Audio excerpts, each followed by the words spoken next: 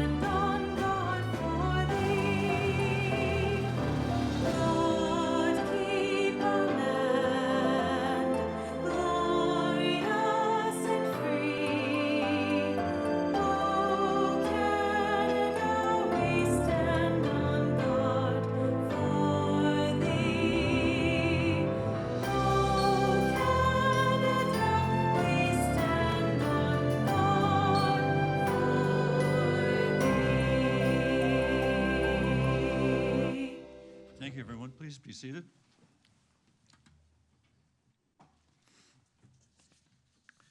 The town of Oakville is located on treaty lands and territory of the Mississaugas of the Credit First Nation, and we thank the Mississaugas for being stewards of this traditional territory. By 1820, the Mississaugas began welcoming settlers from all over the British Empire. Soon, Oakville was welcoming Black people fleeing the United States. Our Indigenous, white, and Black residents created a community of harmony that makes us proud. By 1857, Ontario recognized Oakville as a town. At Town Hall, we fly the flag of the Mississaugas with the flags of Oakville, Ontario, and Canada to acknowledge our origins. The vibrant livability that we are creating for all attracts people from across Canada and across the world. We feel sorrow for acts of racism and intolerance suffered across the world, including Canada and here at home. We want our future to be equitable and inclusive for everyone. We believe the path of truth and reconciliation can unite us. Please keep well, stay safe, and let us on council know of any chance to be helpful to you and yours. And please let us know anytime you can help increase Oakville's harmony, prosperity, and livability. Mr. Clerk, I understand we have regrets. Yeah. Well, we'll miss him. We hope he's having a good holiday. We can move into the approval of the previous minutes. Can we get a mover and seconder or any corrections? I see Councillor Lischina and Councillor Shia. Thank you. Any objection or corrections? Mr. Clerk, there being none, the minutes are adopted. And now, Council, I have information that the consent items are not consenting, or will not be a smooth and quick consent. So I'm going to move them down in the agenda so that we can address the discussion items for which we have gathered a great number of people, so that they're made to wait as little as possible. And the first item, for whom we have attracted some attendees whose time we care about, is the 2025 audited financial statements and external audit findings report. And the people I'm referring to are Carlos Alvarez and his colleagues, literally our auditors.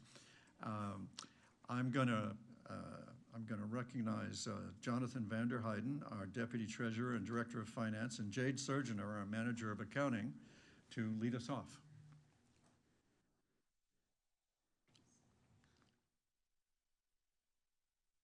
And I'll get Cheryl Ayers, the Commissioner, instead. Very well.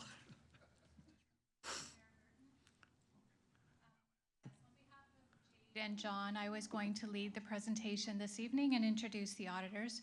So I do have a brief presentation to go through about the town's 2025 financial performance before I turn it over to the auditors. So thank you, Mayor Burton, and good evening, members of council. I'm pleased to present the town's 2025 financial results this evening and introduce the auditors from KPMG, who will share their audit findings. As you know, the Municipal Act requires us to prepare financial statements in accordance with generally accepted accounting principles and to appoint an independent auditor. Our audited statements are prepared on a consolidated basis, meaning they include the Oakville Public Library, the 3 BIAs, Oakville Municipal Development Corporation, our ownership in Halton Digital Access Services Corporation, and Oakville Enterprises Corporation. So what do the financial results actually mean for residents of the community? In 2025, we resurfaced and preserved roads, improved traffic management, and expanded and electrified our transit fleet, all priorities from Council's strategic plan. We continued investing in parks, trails, and community facilities, and our community satisfaction survey confirms residents are noticing. And importantly, we delivered all of this while finding savings through efficiencies and continuous improvement as Council directed through the budget process. To put all of this in context, it's worth stepping back and looking at the full picture of how we report on the town's finances throughout the year.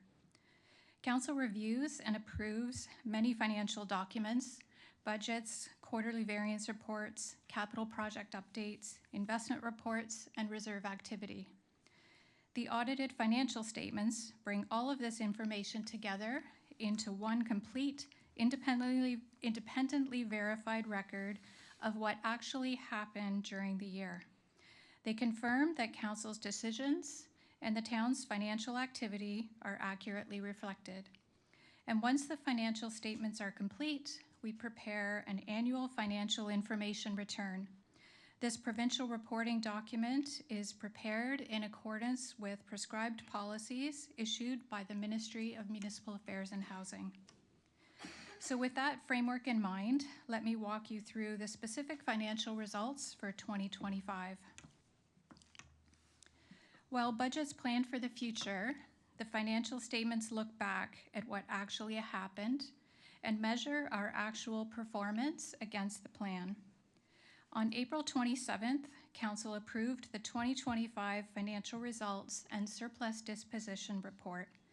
The headline number, the town ended the year with an operating surplus of $3.72 million, or 1.3% of the tax levy.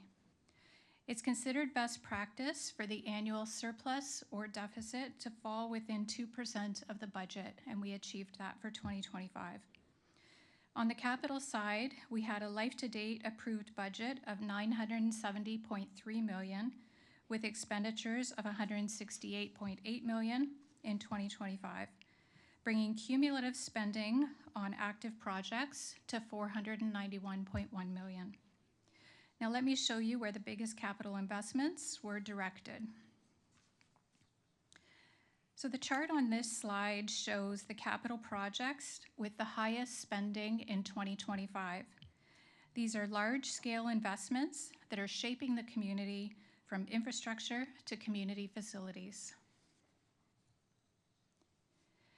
Now, as I mentioned earlier, Council received the year-end financial report, which focused on how revenues and expenses compare to budget. This slide shifts the lens to the town's overall financial condition at year-end.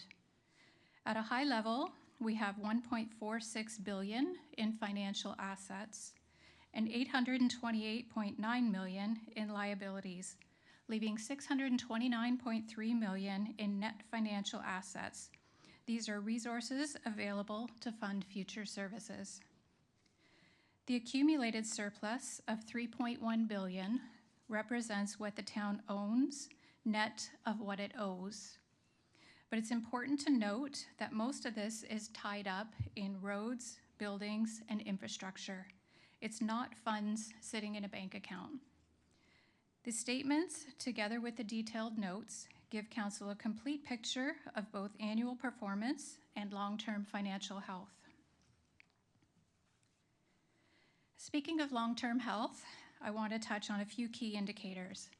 On investments, we continue to actively manage the investment portfolio with a focus on aligning investments to our liquidity needs.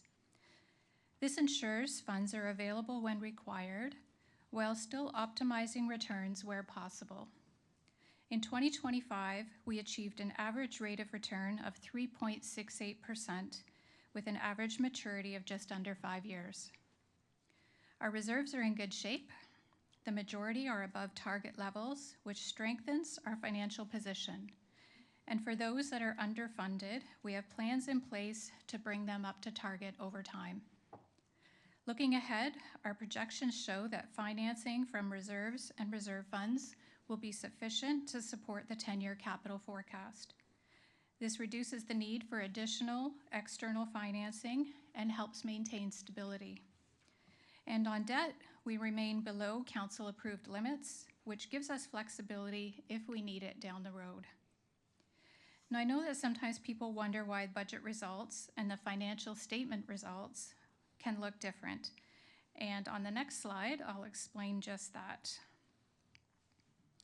So you'll recall that I previously mentioned the annual surplus reported in April was $3.72 million.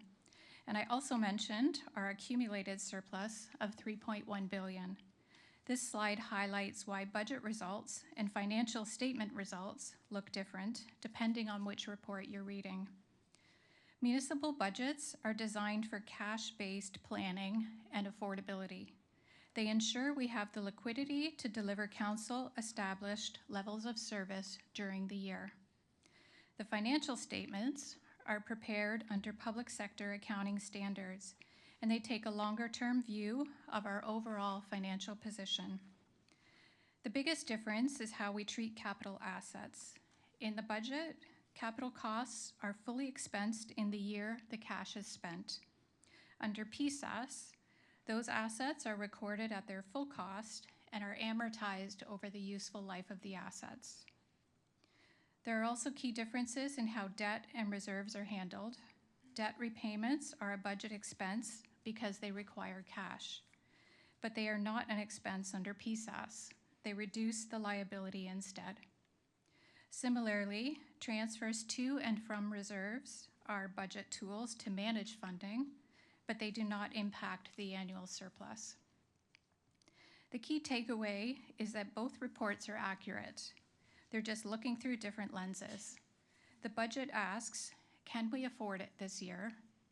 The financial statements ask, what is our overall financial health? With that distinction in mind, let me explain the different types of surpluses. So one of the questions I get most often from the public is about the accumulated surplus on the financial statements. The word surplus is used in a few different ways, and it can mean different things depending on the context. Because the budget and the financial statements are prepared on different bases, the surplus reported in each document will not and should not be the same. A budget surplus occurs when we spend less or earn more than planned during the year. It's measured on a cash basis. The financial statement surplus looks very different because it includes non-cash items like amortization and donated developer contributions. That's required under accounting standards and gives us a more complete picture of the financial performance for the year. The accumulated surplus is the accumulated total of everything the town owns, like roads, facilities, parks, and our ownership share in other organizations such as OEC, and is net of what is owed over our entire history. Most of it is invested in infrastructure and is not available as cash. Appendix D in the staff report on this evening's agenda provides a step-by-step reconciliation connecting the budget results to the audited figures so you can see exactly how the numbers relate. So let me bring it all together with 3 key takeaways for you. And before I hand things over to the auditors, here are the 3 key messages I'd like you to take away from my presentation. First, the town's finances are stable and sustainable. We're managing within our means, our reserves are healthy, and our debt is within council-approved limits. Second, when you hear the word surplus, it's important to understand that it doesn't mean it's cash sitting in a bank account. Most of it is tied up in assets we own that serve the community every day. And third, the town is well positioned to meet future needs, whether that's growing infrastructure demands, service expectations, or economic pressures ahead. So before I hand things over to the auditors, I want to briefly highlight the role of the external audit. Council appoints external auditors to independently examine our financial statements. Their job is to provide an objective opinion on whether the statements fairly present the town's financial position in accordance with public sector accounting standards. This gives council and the public confidence that the numbers are reliable and that public funds have been properly accounted for. And with that, I'll now turn things over to Carlos and Matt from KPMG to walk through their audit findings. And after that, I'd be happy to take any further questions. Well, fantastic, and thank you for that lead-in. My name is Carlos Alvarez. I would have presented to you in prior years. Matt Chardelli and I will go through the significant highlights as part of the 2025 fiscal audit. And just to carry forward from the previous speaker, on the previous slide, the word independent showed up a few times on the slide. So maybe to change things up, I would like to confirm with council that we as a firm of CPAs, that independence is important. And I can confirm to you that we remained independent throughout the entire audit process, all the way from the beginning of fieldwork on to today. The audit findings report would have been included in your package before you, and where we would like to begin is on page 89 of the 480-page report. Just to make some overall comments, beginning with the audit highlights. 2 items to note. The way that we performed the audit was essentially consistent with the prior year. There were no significant changes in the underlying auditing standards. And as well, from an accounting standpoint, in terms of how your debits came together from an accounting standpoint, again, there were no significant changes in the underlying accounting standards. So really quiet from a regulatory standpoint. I see we're trying to get the slides on screen. Maybe we can turn to page 89, please, which is a few pages into the report. Page 4, going on memory. Here we go. As well, another item to note is that at the beginning of every audit, we put together an audit plan. And based on how we executed the audit, I can confirm with council that we did not have to pivot. We did not have any difficulties in conducting the audit, and we performed exactly what we set out to do as part of the audit process. What would be an audit without talking about misstatements? Certainly we are engaged to scrub your books and records. I can confirm with all of you that there were no corrected misstatements, nor were there any uncorrected misstatements. So effectively a clean sheet from a bill of health perspective in terms of adjustments. Moving forward in the report, one more page, please. With it being May the 25th, we are at a point where all of these items are customary to where we are at this point in the audit process. Certainly entertaining any of the questions from council is an important part of the process. Ultimately, we will ask for evidence that these are approved by council so that we can then proceed to issue the financial statements in final with our auditor's report. We will update our subsequent events review and other procedures with management, but we expect all of those items to be wrapped up within a day or so. We will ask your management team to sign what I would call a very important letter. These financial statements are your financial statements. This management representation letter that I'm referring to is a document in which your management team signs off on what are management's responsibilities as it pertains to the audit, as opposed to the responsibilities of us as auditors. And we will do a trade between the signed audit report and that signed management representation letter. Moving forward in the report, please. In a nutshell, it was a no surprises audit. Nothing to report on any of the significant matters. There were no significant deficiencies in internal control. There were no other observations that we encountered as part of our audit process. We didn't have to change our materiality. And if there's one number to remember in our presentation, it is $800,000. $800,000 is our tolerance for audit differences.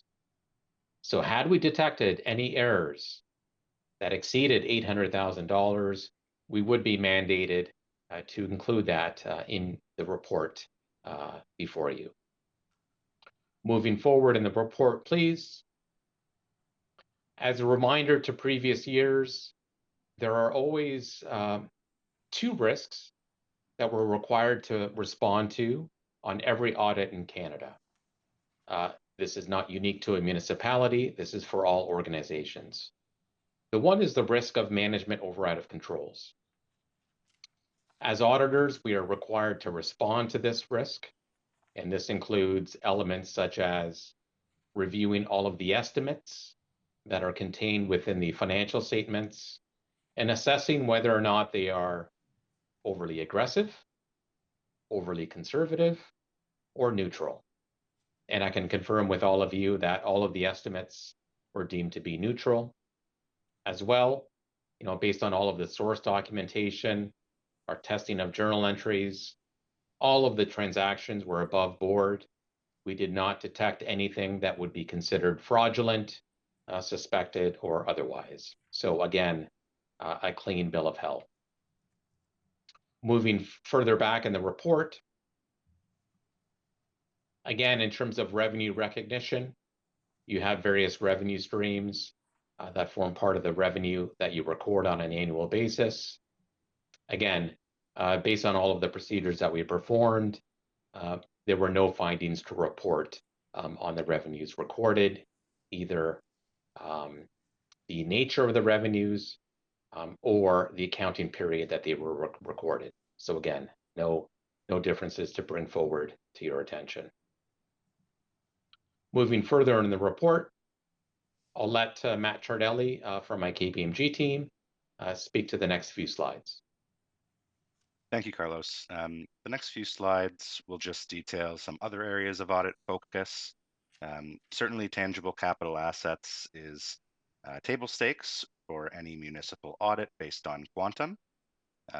As mentioned earlier, a lot of the town's legacy assets do remain on the balance sheet and are depreciated over time. So they will be an area of audit focus each and every year. Our procedures here include rolling forward a schedule, a continuity schedule, if you will, of capital assets, ensuring everything from the past is brought forward into the current period's financials appropriately. And then we do work on a sample basis to test any additions, not only additions by way of purchase, but also by way of construction and work in progress, making sure that all of the costs are recorded accurately and meet the criteria in the Public Sector Accounting Standards Handbook for capitalization. We go to third-party supporting evidence in order to vouch this, and we can confirm that there were no issues to bring to your attention in this area. We also supplement that with procedures over operating expenses, which may be capital in nature, things like repairs and maintenance, to ensure that anything that may meet the criteria for capitalization does get there, even if it initially is booked as an expense. Also, the last bullet on the page here, you'll see the term asset retirement obligation estimate. That is a significant estimate that some may remember became a mandatory part of the accounting standards a couple of years ago. So certainly a large lift in that initial year. And every year since its implementation, we work with management to ensure it is being appropriately updated on an annual basis for any changes in estimate and to account for any retirement obligations physically incurred in the year, which would bring down the future liability. Now, we don't have slides for everything, but I'll highlight there are many other areas of audit focus. Obviously, it's a large audit, so we touch every area of the financial statements. So other significant areas of work include over developer charges, over your reserves, and over your payroll expenses, amongst other areas. So just because they're not profiled here does not mean that we don't look at them. And I'll leave the meat and potatoes slides at that. Moving on to the next page, please. Similar to Carlos's comments earlier, no surprises or curveballs this year with respect to new accounting standards, policies, or practices. There were no significant changes which were required to be implemented in the current period. So the town's accounting policies do remain in line with expectation across the sector and the relevant accounting standards. Moving on one more page. Similar comment here. Each year we do look at the form and arrangement of the financial statements to ensure that all of the required disclosures for the public sector standards are included and presented appropriately. And because there were no significant changes which required those disclosures or notes to the statements to change, you'll find if you flip your financial statements page by page in parallel to the prior year, they will look very familiar. One more page, please.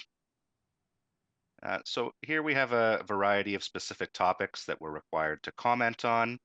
You can see here that we had no disagreements or significant difficulties during the audit. And I'll also take this time to highlight that the package we were provided by the management team was prompt and in good shape. We did not have a lot of back and forth. And generally, when we request something for the audit, we get what we need on the first try. So it was quite efficient from an exchange of information point of view, and just want to highlight that we had the full cooperation of management throughout the audit. Now, we do have one bullet at the bottom of the page here, just to note that the town's interest in Oakville Enterprises Corporation has been accounted for to reflect a transaction made by the OEC, which introduced a non-controlling interest.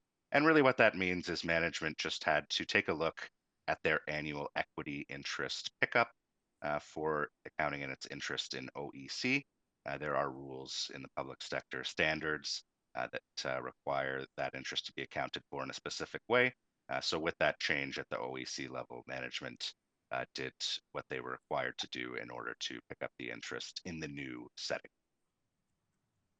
The next few slides, I think we can drive past, and I'll go to slide 17 and hand back to Carlos, just skipping past these as we've already noted, no misstatements or control deficiencies to bring to your attention.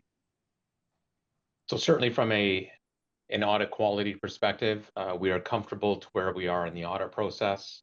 Again, we have those customary loose ends to follow up on shortly after this meeting, but effectively we are substantially complete and ready to proceed as it pertains to the audit. So that would cover what I would consider to be the formal topics as part of the audit process.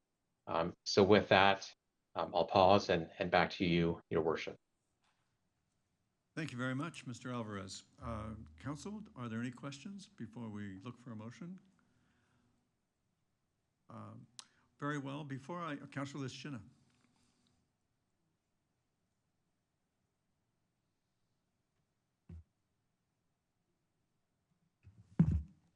Can you hear me? Yes. Thank Can't you very see you on this. The public can't see you, but we can hear you. Oh. Somehow I disappeared. There you are. Thank you very much, Your Worship. Thank you very much for the presentation. A couple of questions. So Oakville continues to undertake major capital investments and growth-related infrastructure spending. Did KPMG identify any concerns regarding sustainability of reserve funding, development charge assumptions, or long-term asset replacement obligations? Through you, Your Worship, our financial statement audit encompasses the transactions that have happened. What we don't look at is we don't predict into the future whether or not you have, sufficient sources of liquidity, or you're on the appropriate trajectory to meet, expected growth, whether it be population, demand for facilities, or other things like that. So I would say that looking forward in terms of whether or not, it's sustainable or you have sufficient investment in capital assets would be outside of the scope of a financial statement audit. We're more on auditing historical transactions that have occurred during the year.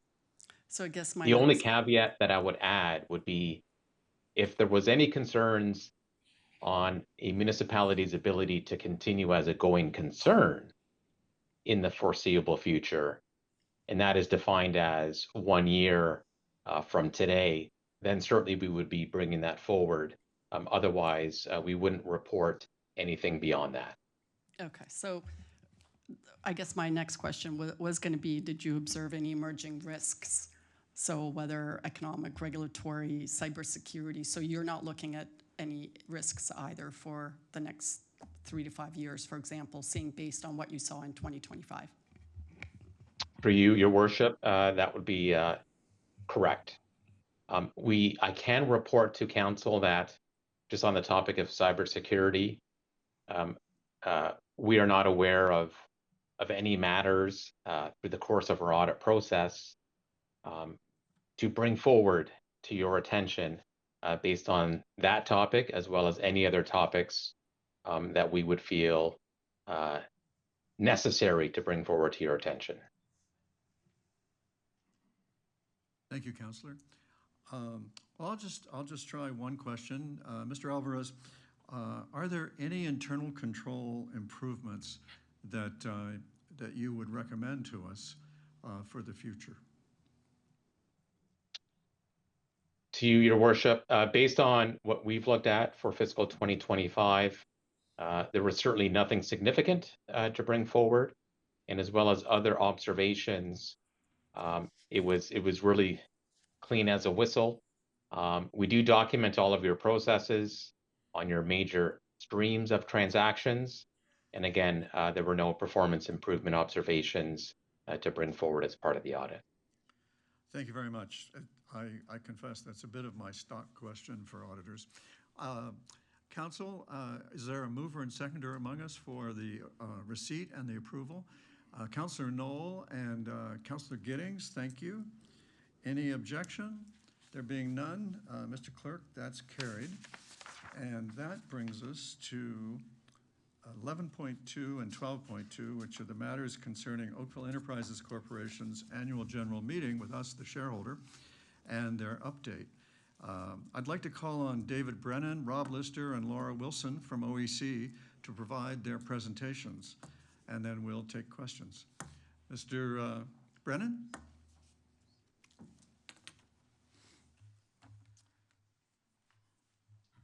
Good evening. It's a pleasure to be here. In addition to CEO Rob Lister and his team, we have a number of directors with us tonight. I'd just like to point them out. If you could just raise your hands. We have Janet Wilkinson, Patrick Crowley, Jane Allen, and then Uma Animale. I don't see anyone else. There's two. Oh, Ian Cockwell over in the corner. And then there's two others that you may be familiar with. They probably don't need to raise their hands. Mayor Burton and Jane Clowissy. So that's everyone that's here tonight. And for those who don't know me, I'm Dave Brennan, the board chair. So while our board and you as councilors have many things in common, I believe one of the most important is about making a difference in our roles as directors and as councilors. Tonight, I want to speak about how we as directors are making a difference. Next slide, please. These 4 points summarize what we're going to talk about tonight, finishing with any questions you might have. Next slide, please. As this slide suggests, simply put, our approach has 3 basic elements to it. We're focused on creating and growing OEC's long-term value. We provide oversight of the business strategy and affairs of OEC, and we're always driving for significant and growing shareholder dividend potential, driving more income. Next slide, please. It's very important to note that in our board's focus has had to change with each phase and stage of OEC's development. Next slide, please. In 2008, when the board was reconstituted, Oakville Hydro was a small, very successful utility, reliably providing electricity, and it was a local utility focused with a local utility leadership team and a local utility strategy. Our new board came in 2008, challenged by Mayor Burton's nascent EBCOR vision. We realized significant changes were necessary. And while we had a clear direction, as the old saying goes, we needed to learn to walk before we could run. So by 2010, we had hired a new high potential CEO. I give you Rob Lister back here, who's still with us and still showing great potential.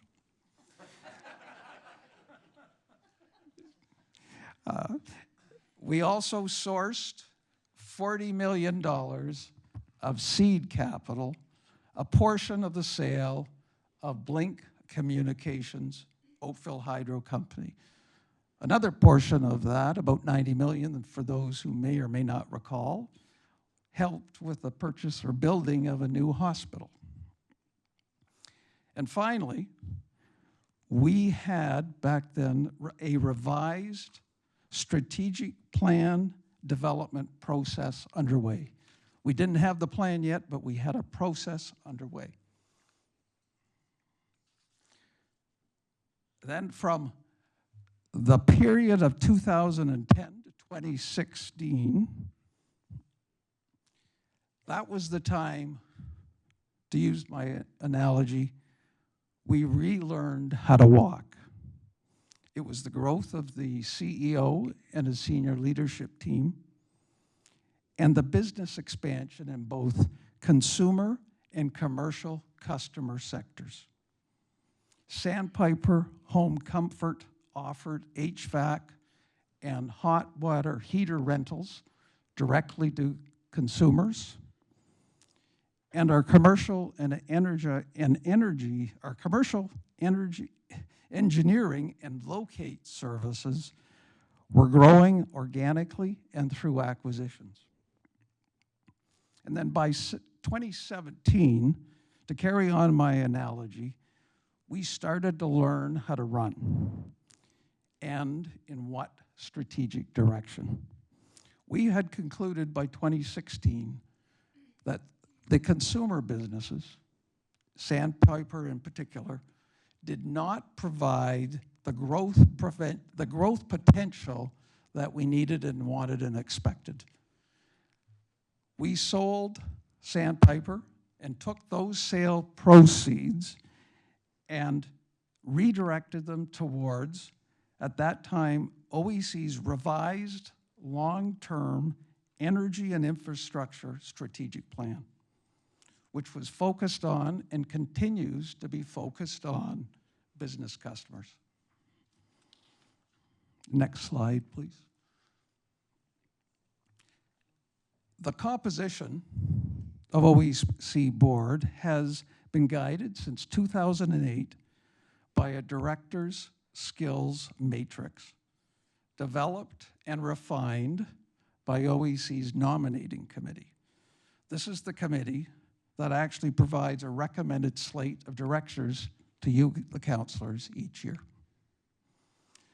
Today's slate of directors, which will be on the next slide, reflects the skills, experience, and tenure we believe is necessary to provide the required oversight for OEC's continued strategic growth and development. Next slide, please. And I just realized I forgot another important director. Rob, can you raise your hand? Thank you. Thank you. I could spend a lot of time talking about the directors, but I just want to highlight the 4 new directors. The 4 of them you'll see circled in yellow. The first of these is Bipasha Chu, which is top right. Bipasha is a mathematics and computer science grad that brings 30 years of digital technology and cyber security experience to our board. She has held executive technology roles at Canadian Tire, Apotex, and the LCBO.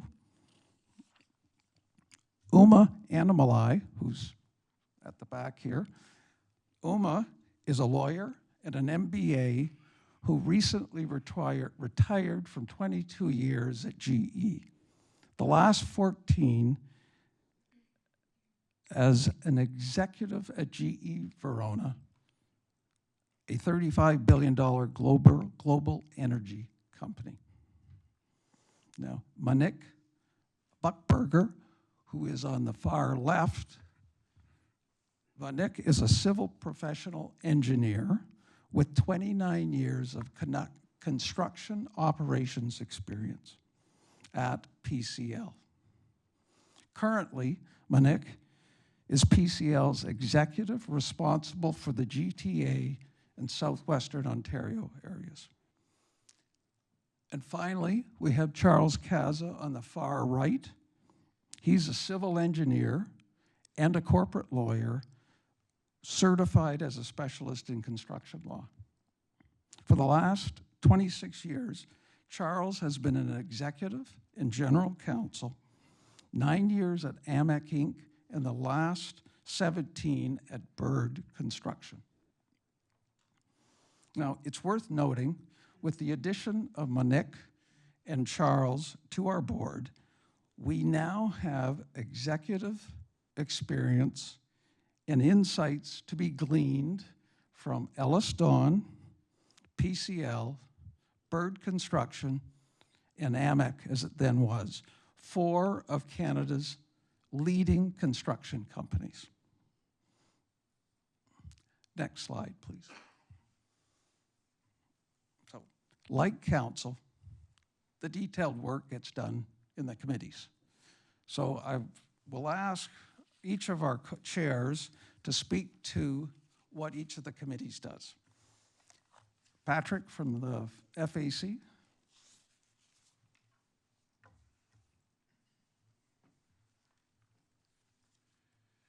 Good evening.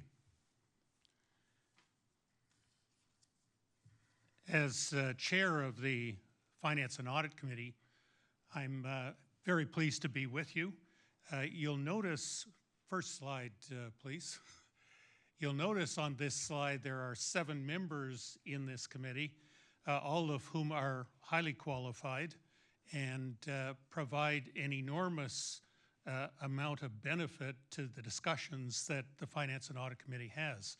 You've had the opportunity to hear from KPMG.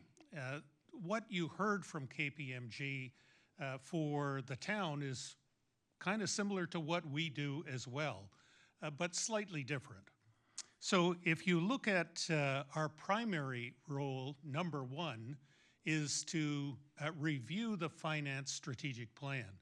So as every company and even the town has a strategic plan, there is normally a finance strategic plan as an integral part of that plan. And we review the plan in detail, looking at organic growth, what kind of growth is built in for acquisitions. We also step back and look at those growth projections and say, are they reasonable? Are they achievable? Do we need to borrow money in order to make them supplement the affordability for the plan? And so all of these items are challenged, and we'll talk about some more detail on that when we talk about some of the risks. The second part of the objectives that we have is financial reporting, and again, KPMG went through that in some detail, but we are involved in reviewing the annual operating plan, which takes place normally in the September through November period and is approved in December for the following year. And then every quarter, we review the performance on a quarterly basis against that annual plan, and also compare it to the previous year to track performance, see how we're doing. Do we need to change direction at any one point in time as a result of what's coming forward in the environment, some of the things, Councillor, that you raised earlier. The third item is internal financial controls, and the mayor raised that question for council with KPMG. But we monitor financial controls where we want to make sure we're in compliance with regulations.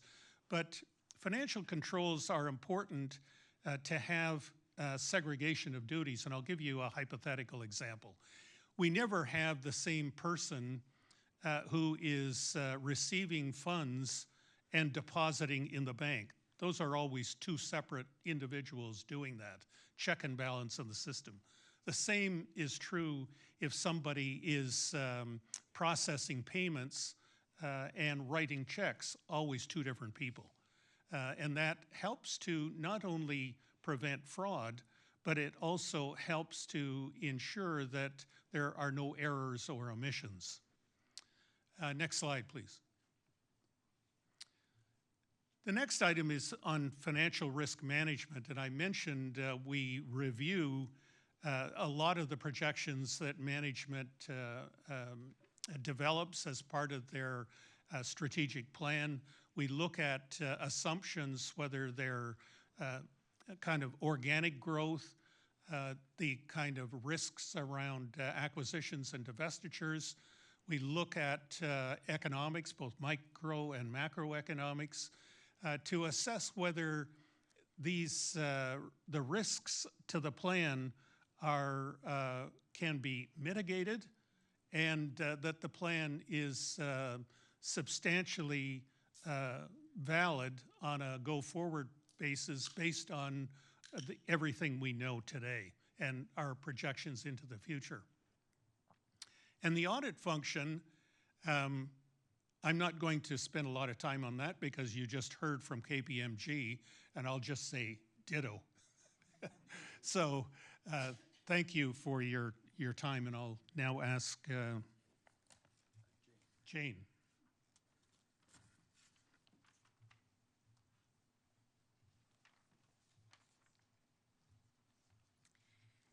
Thanks very much. I chair the Governance and Risk Committee. So the purpose of that committee is to help make sure OEC grows responsibly and that it makes sound decisions and that it stays resilient as this world continues to change around us. Yes? Yes, that's not my slide. Can someone change the slide? There we are. And I have one slide, so this should be easy. So at the heart of our work is the belief that good governance and thoughtful risk oversight are essential to OEC's long-term success. And it's not just about compliance, it's about strengthening accountability and helping make sure that OEC continues to deliver value to our community. A key part of the committee's mandate is supporting sound governance practices, and that means making sure that the roles of the board, management, and shareholders are clear, and that the board is operating within our legal framework and to a high ethical standard. And having clear governance practices builds confidence within OEC and with our shareholders and helps keep decisions aligned with our strategic priorities. Good governance also depends on an effective and knowledgeable board, and the committee supports that by providing board orientation, ongoing education, and regular evaluations of the board and its committees. How are we doing? We also make a point of bringing in speakers on various topics like AI, Indigenous partnerships, electricity markets, and recently we visited the IESO Control Center out at Lakeshore and Winston Churchill to get a better understanding of how they manage the grid that feeds our distribution system. And all of this gives directors the knowledge and the perspective they need to provide strong strategic oversight, especially as our operating environment continues to become more and more complex. And it also supports continuous improvement on how the board works together and governs effectively. Beyond governance, the committee also oversees enterprise-wide risk. Infrastructure companies like ours are operating in a very fast-changing environment. New technology, cybersecurity threats, the energy transition, and broader economic conditions are all things that we're facing. So we work closely with management to provide structured oversight of the risks. For example, we regularly review OEC's top risks and how they're being addressed. And the goal is to protect our people, our assets, our operations, and the company's long-term strength. So the work of the committee is not about avoiding risk altogether. That's impossible. It's about managing risk in a way that supports growth and allows opportunities to be pursued thoughtfully, responsibly, and within OEC's risk tolerance. We also review our strategy regularly to identify emerging risks that may require us to adapt or to pivot. And as the company continues to evolve and pursue new opportunities, this kind of oversight becomes even more important. The committee's there to support sustainable growth, sound decision-making, and long-term resilience. And I'd like to acknowledge the contribution of the committee members that are listed on the slide, and together we bring a broad range of expertise across the power and infrastructure sector, including construction, law, technology, and talent management, among others. Thank you.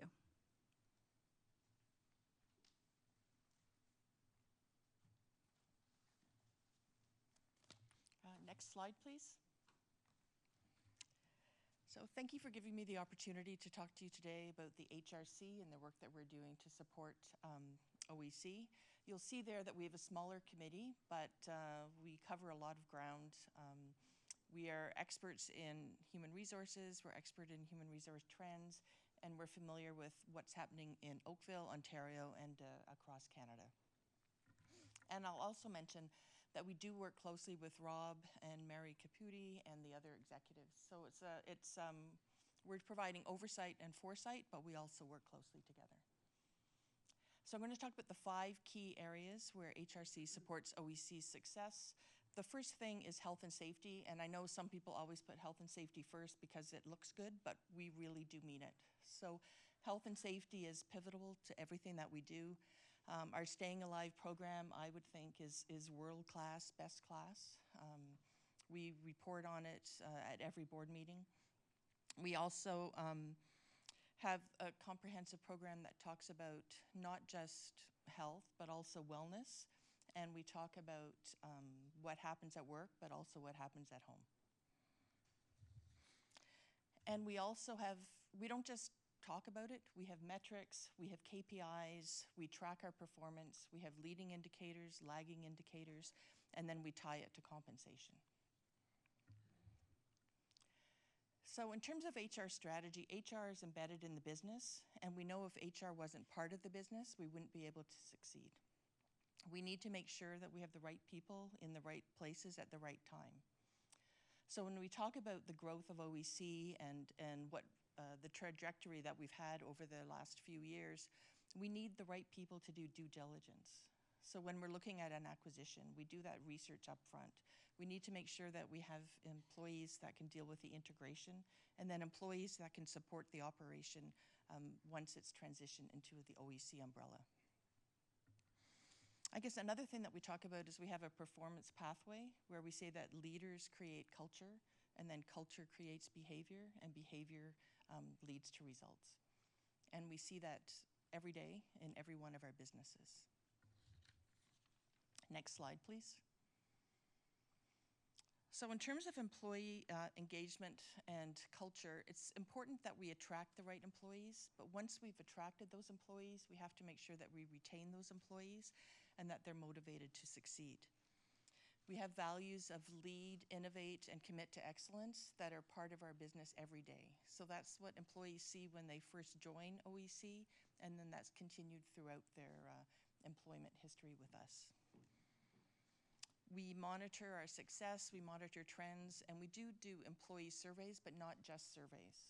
We monitor our turnover, retention, and we also keep an eye on just what employees are talking about in the workplace and what supervisors are hearing in the workplace as well.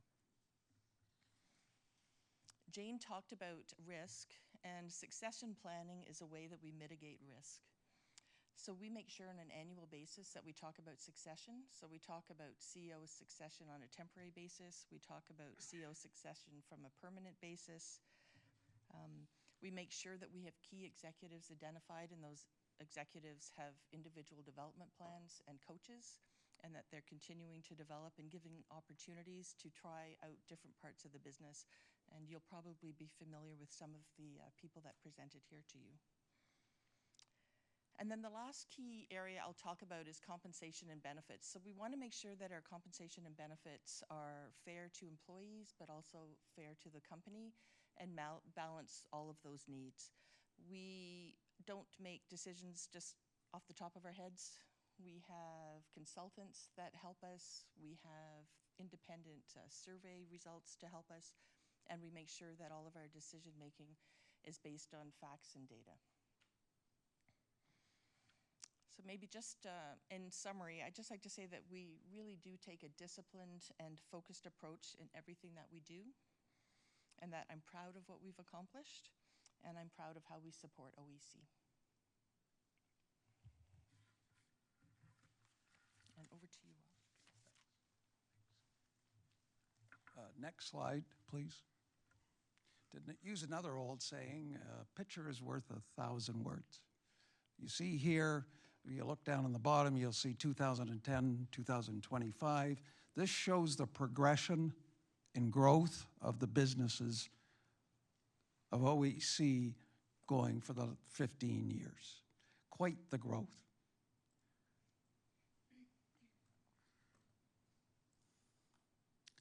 Next slide, please. Now to use a few words, translate those into a few words. A couple of examples here. From 2011 to 2025, the adjusted EBITDA, or basically earnings, have grown 5 times, 500%, from 20 million to almost 100 million. Income, taxable, our income itself has actually grown 6-fold, and the dividends have quadrupled, and they're still growing. To use a few more words just to summarize the last 18 years, the OEC board has successfully overseen Rob Lister and his team develop, refine, and execute a corporate strategy that has transformed a very successful small local utility into a very successful, nationally recognized energy and infrastructure business. And to conclude, like you and your work as counselors, we are very confident we are making a difference. Thank you. Now, questions now or questions at the end? Well, thank you very much, Mr. Chair. I think Council would like to hear the rest of the presentation. Okay. Rob?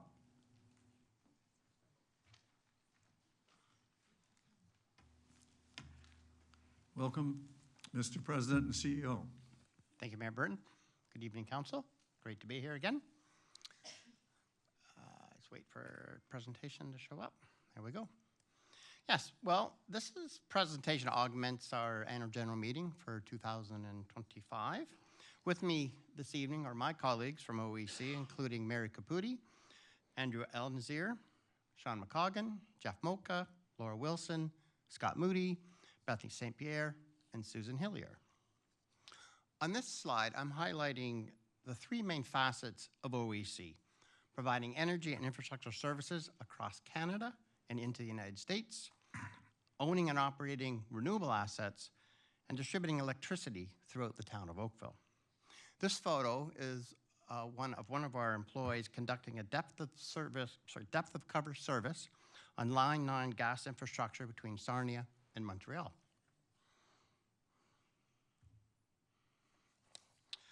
I'm going to speak to OEC's exciting growth that Mr. Brennan referred to and share some of the key highlights from 2025. Also touch on Oakville Hydro's continued excellent system reliability performance and our current power capacity in Oakville, in the town. Then I'll turn it over to Laura Wilson, OEC's Chief Financial and Technology Officer, to conclude our presentation with some financial highlights from 2025. So looking at over the past year, here's a few key indicators highlighting the strength and the scale of our organization. OEC achieved $100 million in year-over-year enterprise value growth, reflecting strong execution across the businesses. The enterprise has grown to more than 3,000 employees, supporting work across Canada and in several U.S. markets. We now operate from 38 yards and offices, giving us both national reach and local community presence. And through more than 20 services, we provide support for infrastructure across electricity, natural gas, telecommunications, and asset management. Now, as you have seen this slide in previous presentations, every time we just grow the color a little bit more, this map highlights the breadth of OEC's operations. Across Canada, we maintain strong and well-established presence, supporting projects in communities coast to coast. You also see select areas in the United States marked on the map, which we are delivering work and expanding into targeted markets.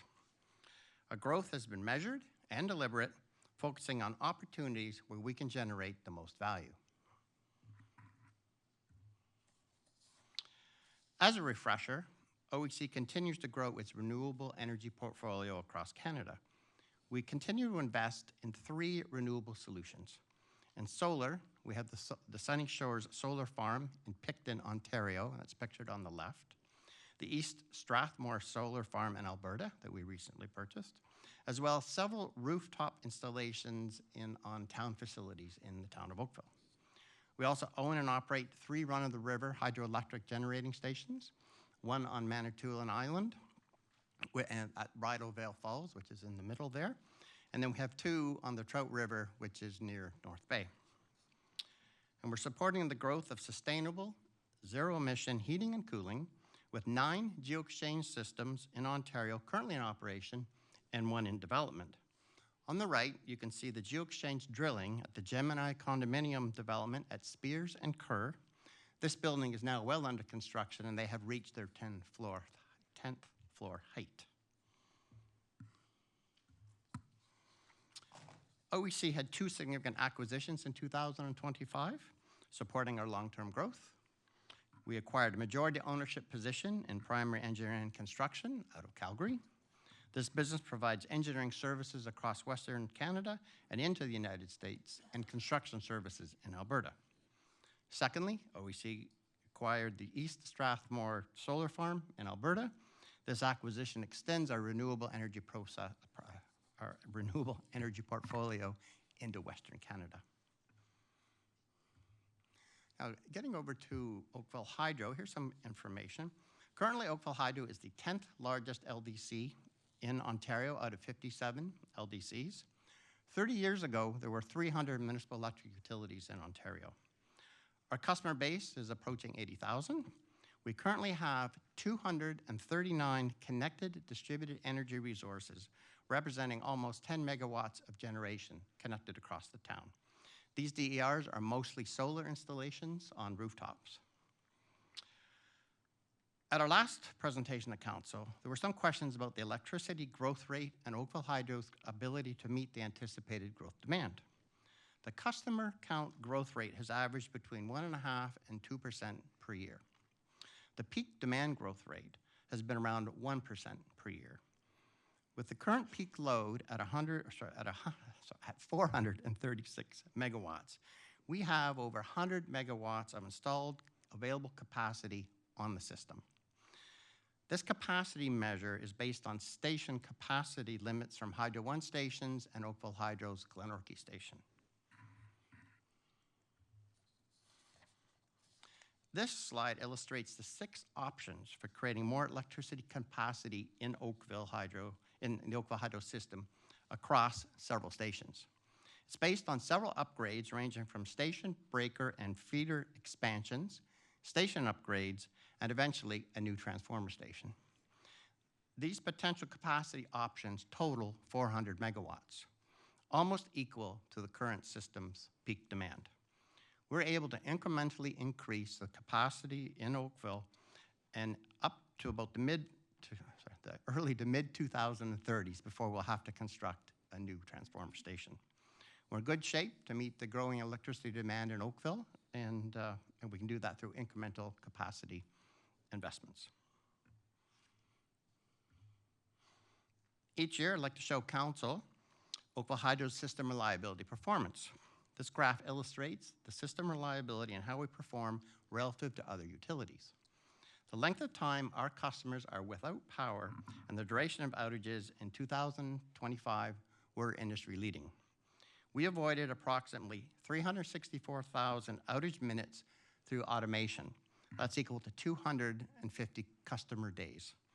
With the average outage times about 20 minutes and the average frequency of outages less than once per year. My message is that Oakville Hydro has a very reliable electricity system through people, processes, technology, and installed infrastructure. Here are a few highlights on Oakville Hydro's performance excellence. Not shown on the slide is our continued leading safety performance, culture, and our Staying Alive safety program. We received the Ontario Energy Association's Customer Service Award for Excellence and Innovation in 2025. We provide control room services to Halton Hills, Milton, and Niagara-on-the-Lake. As I previously indicated, Oakville Hydro's system reliability is industry leading. Overall, this reflects a continued focus on reliability, innovation, and strong customer outcomes. At the last update, there were some discussions on data centers in Oakville, so I have some additional information this evening. Since November 2024, Oakville Hydro has received 8 data center connection inquiries for sites across Oakville. These projects are various stages of development, from early inquiries, customer consultation, through to one project that has advanced into a technical assessment. The electricity demand for these proposed data centers ranges from 15 to 60 megawatts per location. We would typically receive these inquiries before the town would be approached, as the developers are doing just some preliminary reviews of the site availability, capacity availability, and that was it. So this time, I'm going to ask Laura to come up and present on some of the 2025 financial highlights. Thank you. Thank you. Thank you, Rob. Good evening, Mayor Burton and members of council. Thank you for the opportunity to be here this evening, and I'm pleased to present OEC's 2025 financial highlights. As Rob highlighted earlier, OEC continued to grow in 2025, both organically and through acquisitions, bringing total enterprise value to approximately $980 million, an increase of more than $100 million over the prior year. OEC's diversified portfolio continues to be a significant competitive advantage for the organization, providing greater financial stability and reducing overall business risk. The results shown on this slide include the 2025 investments in primary engineering and construction and the East Strathmore Solar Project, both located in Western Canada. OEC delivered strong financial performance in 2025 with revenues of $813 million, earnings before interest, tax, depreciation, and amortization were $98.9 million in 2025 compared to $87.3 million in 2024, and total assets increased to just over $1 billion. Shareholders' equity as at December 31st, 2025 was $235 million. Cash at the end of the year was $45 million, lower than the prior year, reflecting the cash used for the acquisitions highlighted earlier. Turning to this next slide, OEC continues to build on its strong track record and growth culture and a clear focus on increasing enterprise value and delivering returns for its shareholders. In this context, the dividend in 2026 will be $12.2 million to the town of Oakville, paid in June of this year. This concludes OEC's update.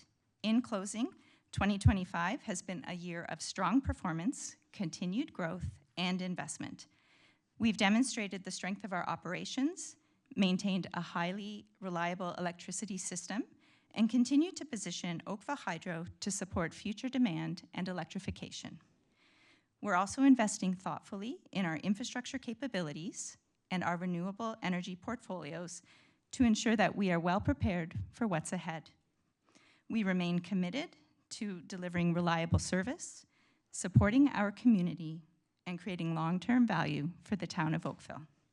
Thank you for your time this evening, and with that, we'd be happy to answer any questions. Thank you very much for your presentation, your information, and above all, your performance and, the dividend. Council, do you have questions? All right, thank you very much for your presentation. Thank you. Council, could I get a mover and seconder for the, to receive and approve the report in 11.2 and to agree to the confidential recommendation in 12.2? Councillor Chisholm and Councillor Haslett-Deal, thank you. Any objection? There being none, Mr. Clerk, that is adopted. And now, thanks to moving things around, I need a second just to move some papers around.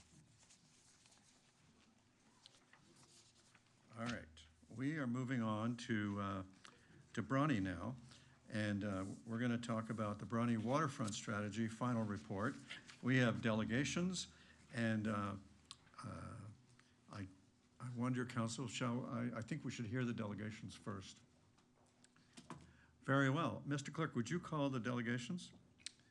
Kylie Wilson. Ms. Wilson, welcome.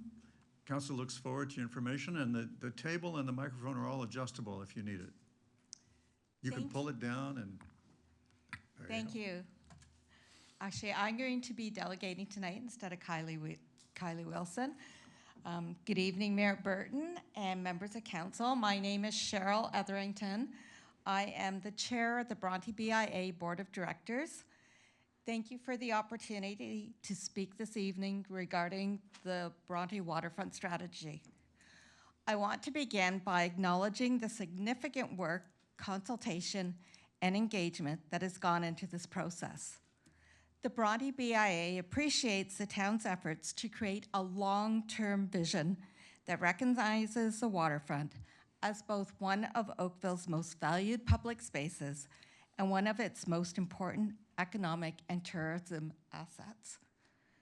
We are strongly supportive of the direction of the strategy. It establishes a long-term guiding framework for the waterfront rather than final approval of individual projects, with future initiatives continuing to return to Council for review, consultation, budgeting, and approval. This approach provides clarity and long-term confidence for our residents, businesses, investors, and future councils alike. Equally important will be disciplined implementation and thoughtful phasing to ensure investments reinforce one another over time. A central focus of the strategy, and one we strongly support, is strengthening the connection between the waterfront and Bronte Village. For years, our businesses have emphasized the importance of Bronte functioning as one integrated destination, where visitors move naturally between the harbor, marina, parks, shops, events, and the main street. The proposed Inner Harbor Promenade is a key piece of that vision, helping unify these spaces into a connected, walkable waterfront district. The strategy further supports this through improved pedestrian movement, wayfinding, placemaking, and year-round activation. We are especially encouraged by the opportunity to preserve and re-image the Metro Marine Building as a vibrant public-facing heritage asset that can support culture, community activity, tourism, and waterfront animation for years to come. The focus on creating a true four-season waterfront experience is particularly important. For local businesses, the difference between seasonal and year-round activity is the difference between vulnerability and long-term sustainability. Features such as a skating loop, enhanced promenades, improved public spaces, flexible gathering areas, and waterfront programming can help extend activity beyond the summer months while supporting more stable local economy. We've already seen the impact thoughtful public realm investment can have in Bronte through the boardwalk, improvements, enhanced lighting, revitalization of Bronte Beach, and the introduction of our Market Square. This strategy builds on that momentum while addressing untapped potential within the Inner Harbor and waterfront corridor. In total, 17 businesses and community stakeholders submitted letters in support of this strategy, reflecting strong and broad-based support across Bronte's business community. As Doug Greco, longtime Bronte business owner and president of Catch Hospitality, shared, "I've been in Bronte for over 60 years and I've watched a lot of plans come and go. This one feels different, and I think the timing and the community appetite are both right." We're also encouraged by the perspective of our tourism partner, Visit Oakville, which described this strategy as a once-in-a-generation opportunity to strengthen tourism while supporting year-round economic growth. Building on that sentiment, we also want to emphasize that the Bronte BIA is supportive of thoughtful, managed activations, pop-ups, temporary vendors as tools for waterfront animation and economic development. Our Bronte Farmers Market is a strong example. It brings in more than 1,000 visitors on market Sundays, and 74% of them visit other local businesses. In addition, the market has acted as a business incubator, with 2 vendors going on to open permanent businesses in Bronte. That demonstrates an important point. Activation does not compete with establishing businesses. It helps create future investment in the community. At the same time, balance will be essential. As visitation grows, Bronte's heritage, boating culture, community feel, and waterfront character must continue to be protected. Traffic, parking, congestion, and accessibility will require careful attention through future implementation. As the local business owner shared, tourism heritage, community, and economic growth are not in conflict. They reinforce each other when the plan is thoughtful. That captures exactly what this strategy has the potential to achieve.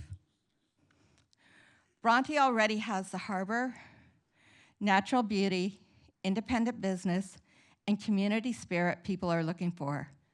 This strategy is about better connecting those strengths into a complete and exceptional waterfront experience. Not by changing what Bronte is, but by fully realizing what we can become. We realize that this is a pivotal moment for our community, and the Bronte BIA is proud to support the vision that you brought tonight. Thank you for your time. I would be pleased to answer any questions. Well, thank you very much, Ms. Etherington. Councillor McNeice? Thank you, through your worship. And just a technical question for you, Mayor. Will we get the presentation? It would be the next thing we do. Next thing we do? Yeah. Okay, because maybe the other delegations would be in context after the presentation. I suppose what I asked council before we called the delegations was if you wanted to hear the delegations first, which is, I'm your servant in this matter. I think maybe the presentation first, but I do have some comments just for Ms. Etherington, if that's okay. Thank you for your presentation. That it certainly echoes many things I've been hearing in the community. The seasonality of our community is a challenge. I mean, it'd be good if we had the exact number, but it feels like it goes up tenfold in the summer versus having to maintain, the steady trickle of small business throughout the off season. I don't think we know the exact number, but the feeling is incredibly busier in the summer, hard to get through the off season. Is that accurate? I think the weather has a lot to do with that too, but if there was more of attraction, more of a draw to the area, such as the skating rink, something Sure. that draws people, it would be much better for the businesses. There would be that drawing card to bring people in. Yeah, and I think that was always, the skating loop you mentioned was always the intention in the outer harbor. It's from the Butterfly Park days. Which is, decades old, and I think it was always envisioned there. And you mentioned sort of doing this business loop of, the waterfront is obviously a magnet, but how do we draw people up to Lakeshore, get them to spend a bit more time? We've got Market Square, and that sort of works when it's activated, but Yeah, exactly. more destinations along the main street would help. And then also you mentioned the pop-ups, and you put it in the context of the market. So the businesses you've spoken to, they don't see that as competition. They see that as complementary. Is that what you're saying? They see that as complementary. Actually, Farm Boy, which is closest, their business actually increases when the Market Square is running. Okay. And as far as, we've had some letters from some of the local businesses, and you've mentioned some that you've surveyed and talked to. Has anyone been against this plan moving forward that you know of? Nobody that we know of is against it, has brought up any concerns about it. Thanks for that clarity. Okay. All right, next is Councillor Chisholm has a question for you, Ms. Etherington. Cheryl, you're not done. Thank you. Councillor Chisholm has a question for you. Thank you. So based on the strategy, I'm over here. Sorry. It's okay. The strategy, I'm all for it. It's well planned and so forth. But the biggest concern, and I'm just asking you, because the challenge we've had with parking in Bronte, with all this development in the future coming, how do we accommodate the parking if we're going to get people in there for the all season? How are we going to deal with that? Do you have any ideas? Well, I know that we're doing paid parking now in Bronte, so that we can delve into the parking fund, whether it's building more parking or just taking advantage of what's there. There's a lot of parking in the inner harbor that isn't fully used, just directing people to where it is. I think people are so used to just wanting to get out of their car and be where they are instead of knowing that they're going to have to walk, the same as in Toronto and the same as in other places. We're not the only place that has experienced this problem. I know I've been in Burlington, have to park way down to where I want to go, so we're not the only ones. I don't know what the answer is. More public transit, shuttles.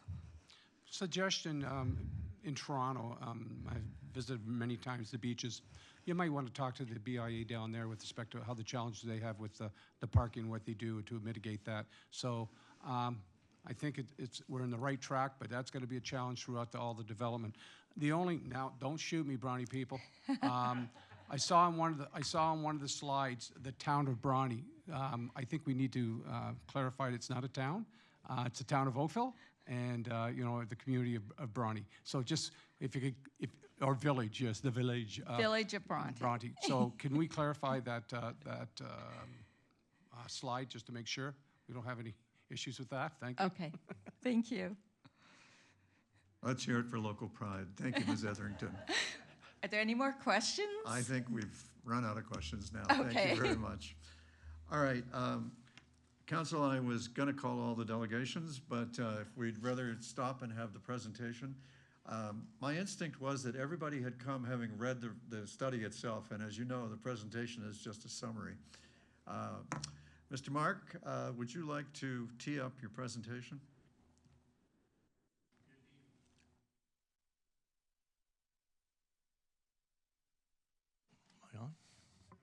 Good evening, Mayor Burton and members of council. I had a very good summary to present to you, but Board Chair Etherington did a spectacular job of providing my introduction to you, so I will not try and do what she did, which was spectacular. All I would say and add to it is the Bronte Waterfront Strategy builds on the investment council has already made in Bronte and takes that further. So with those very brief opening remarks, I'd like to introduce Donna Hind. Donna is with the Planning Partnership, who is our consultant for this study. Welcome.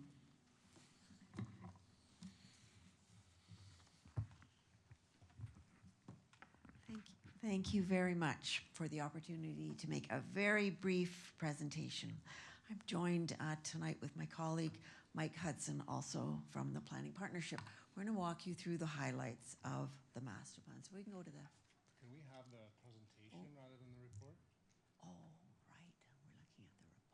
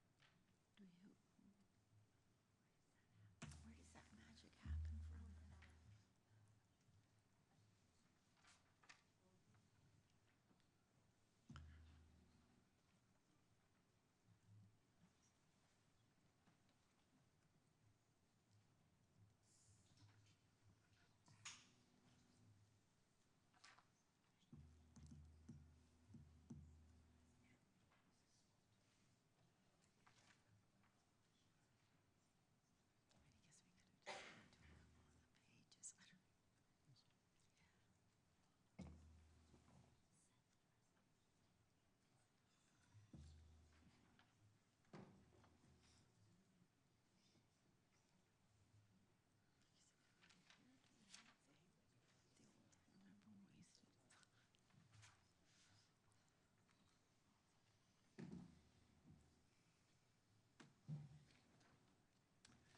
Mr. Clerk, do you know what's going on?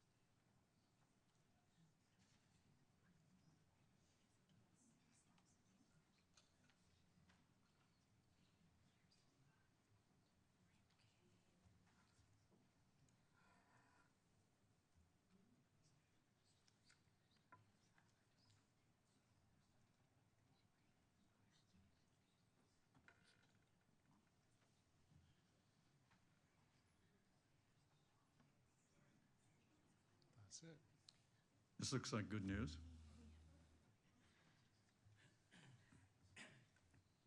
Okay, let me replay that. Thank you very much for the opportunity to make a very brief presentation on the waterfront strategy, joined by my colleague Mike Hudson, also from the Planning Partnership. So let's go to the,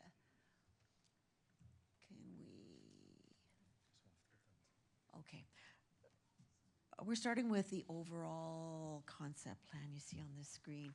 This plan developed working in partnership with our town staff team over the last several months. It was very much a partnership. We worked hand in glove through every phase of the exercise. You're looking at a phenomenal waterfront that's about 24 hectares in size.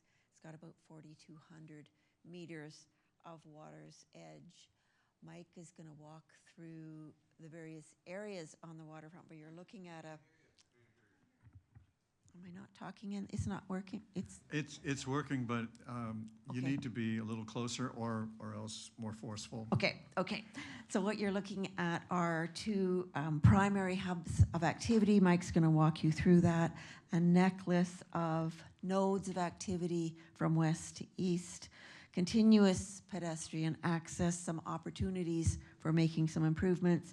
Continuing to accommodate boating, a place for events, and by our count, there's about 450 parking spaces in our study area. Go to if I can have the next slide up. A quick overview of what we did with engagement. You asked us to make sure that everything we did was framed around engagement, so we started back in August with one-on-one conversations with many members of council, senior staff, and we did an open call in the community for anybody to have a conversation with me. We had pop-up engagement last summer. We had conversation with various interest holders, and many of them we talked to a few times, including the Yacht Club. We had 3 public workshops at the church in the village, all incredibly well attended, and we were really happy to see such interest.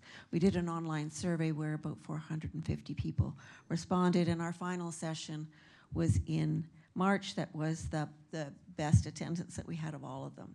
I'm going to ask Mike just to walk through the various portions of the plan. Next slide, please. So this is the Bronte Harbor area, west of Bronte Road, south of Lakeshore, and north of Bronte Creek. So there's 2 key big moves here. First is the Metro Marine building, kind of revitalizing that as a community amenity and destination. So what you're seeing here is a building that might be rotated 90 degrees from where it is today to expose the long side of the building to the harbor.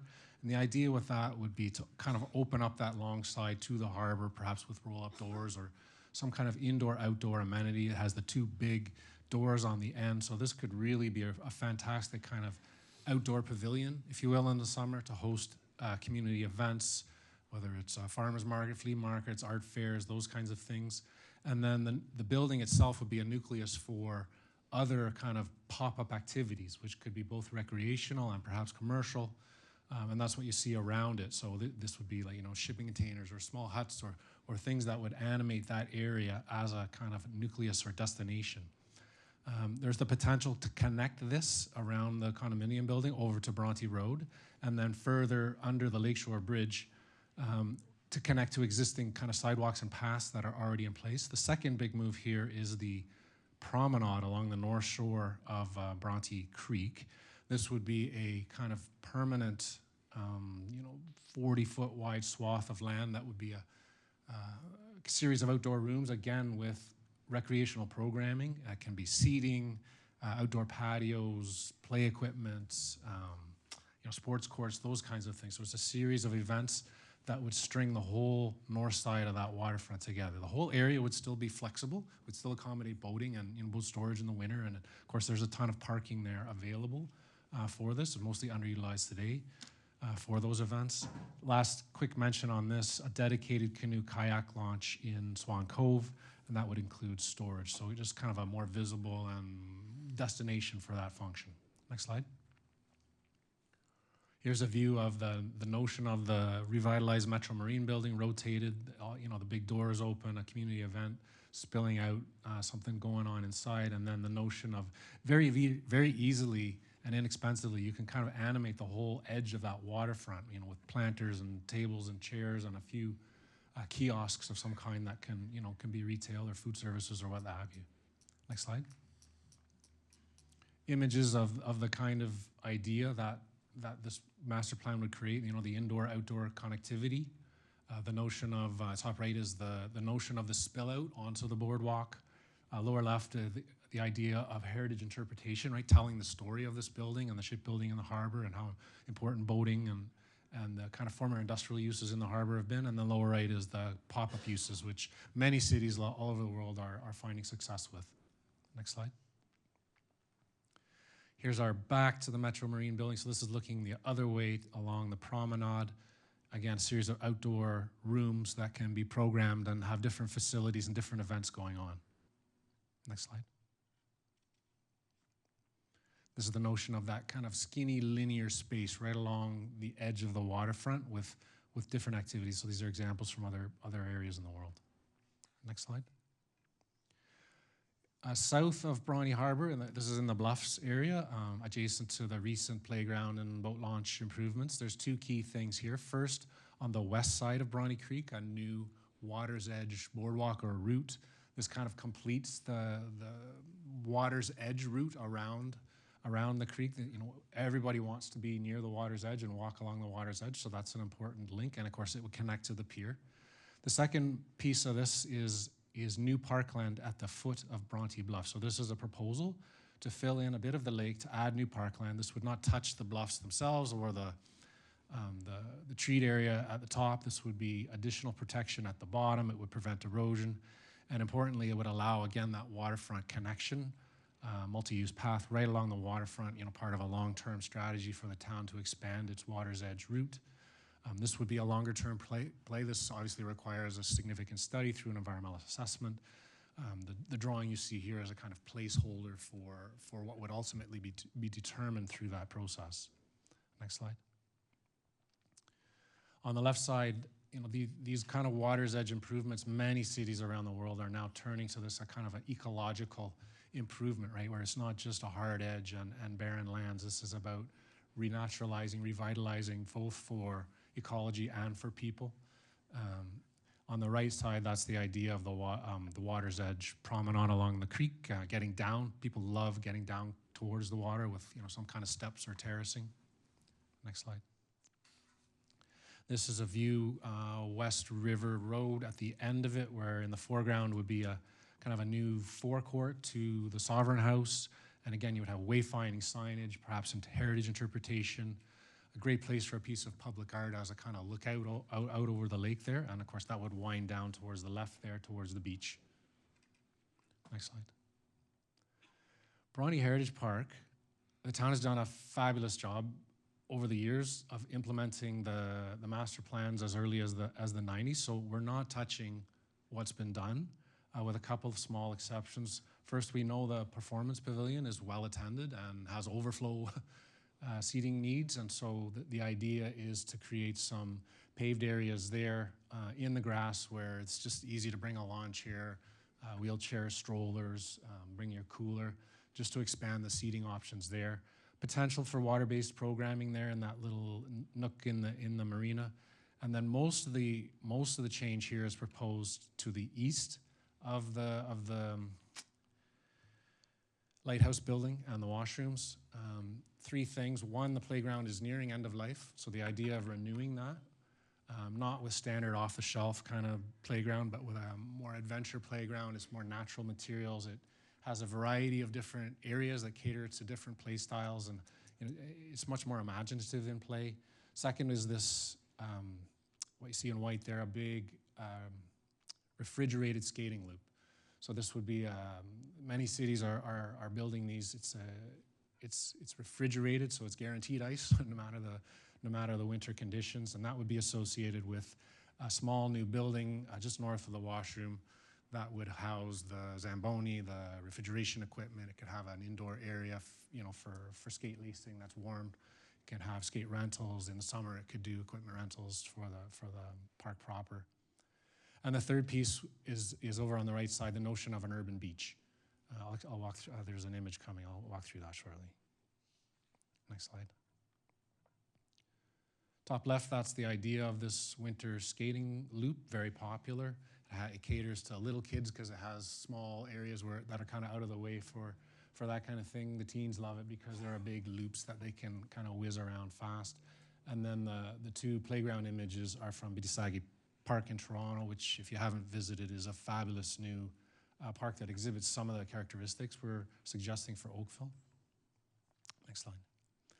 There's the notion of this urban beach. So this is above the beach proper, where it can be, for lounging, it can be for beach volleyball tournaments, sandcastle contests, that kind of thing. So it's again, everything is open for programming. So next steps, there are some quick wins, some short-term initiatives. The seawall in Brawny Harbour is going to be reconstructed, so we can leverage that to begin to implement some of the promenade work. The Metro Marine building can be raised and flood-proofed. Do some of the initial investment the town needs to make to bring that building back up to kind of a serviceable life. The canoe kayak launch and the performance pavilion seating, these are fairly simple, easy, low-cost, quick wins. Playground replacement will need to come soonish at end of life. The idea of the skating loop is to do some detailed design now in the short term, so it's kind of shovel-ready, to take advantage of provincial and federal funding opportunities when elections come around. And then the medium to long term is kind of the rest of the plan, right? The flex plaza space around Metro Marine, some of the boardwalk pieces that would follow and latch on to the initial phases.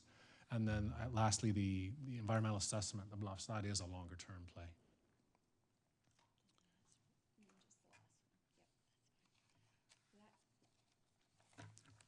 That completes our presentation. Thank you very much. Thank you very much for a very interesting presentation. We have hands on the screen, and they're for you, I think, so don't run away. We're going to start off with Councillor Chisholm. Thank you, Worship. Great presentation. I like what we're seeing so far. But the only concern, and maybe it's premature, and maybe this is staff's comments, the Metro Marine building has to be reconfigured and moved. Will we receive an engineering report that is feasible, knowing that we're looking at 2027 for this move?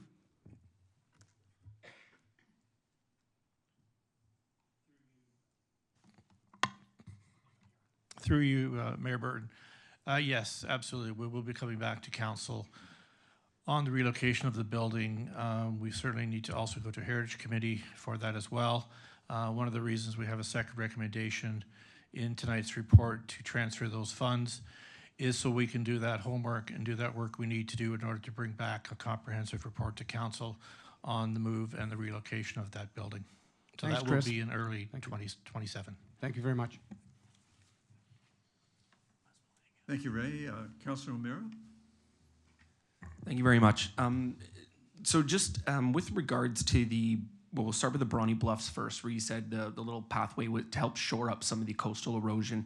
Would that be an opportunity to expand that EA to that rock island that there? Like, would the EA just be for the coastline, or would it also be for that little Brawny Beach area in there that we seem to have some flow issues with?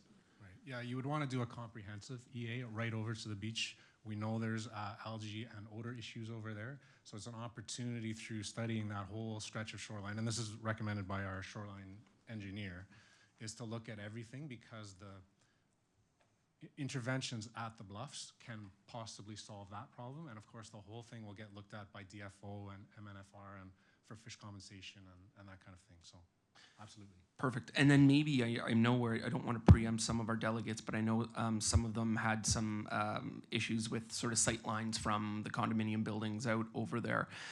There was conversation about moving the building perhaps further west, and maybe you flip where the pop-ups go to open up that vista for residents in 102. So that is a decision that staff will be making later on the location that's not encompassed, the precise location in this report here tonight, is it? I think that's fair to say that staff will continue to study it based on the feasibility of moving it. It's not like the building can't be moved. It's going to be a question of what it costs to move and what the implications are for that. But yeah, absolutely. There is some flexibility. Okay. Heritage is an important issue too, and understanding the relationship of that heritage asset to the harbor and what it means from that perspective is another factor, I think. Thank you very much. Thank you, Your Worship. Thank you, Sean. Councillor McNeese. Yes, through your worship, thanks for the presentation and all the engagement that's been going on the past 9-10 months. Just a couple of questions. As far as the rotation of Metro Marine, you've mentioned it has to go through heritage. There is a cultural heritage landscape.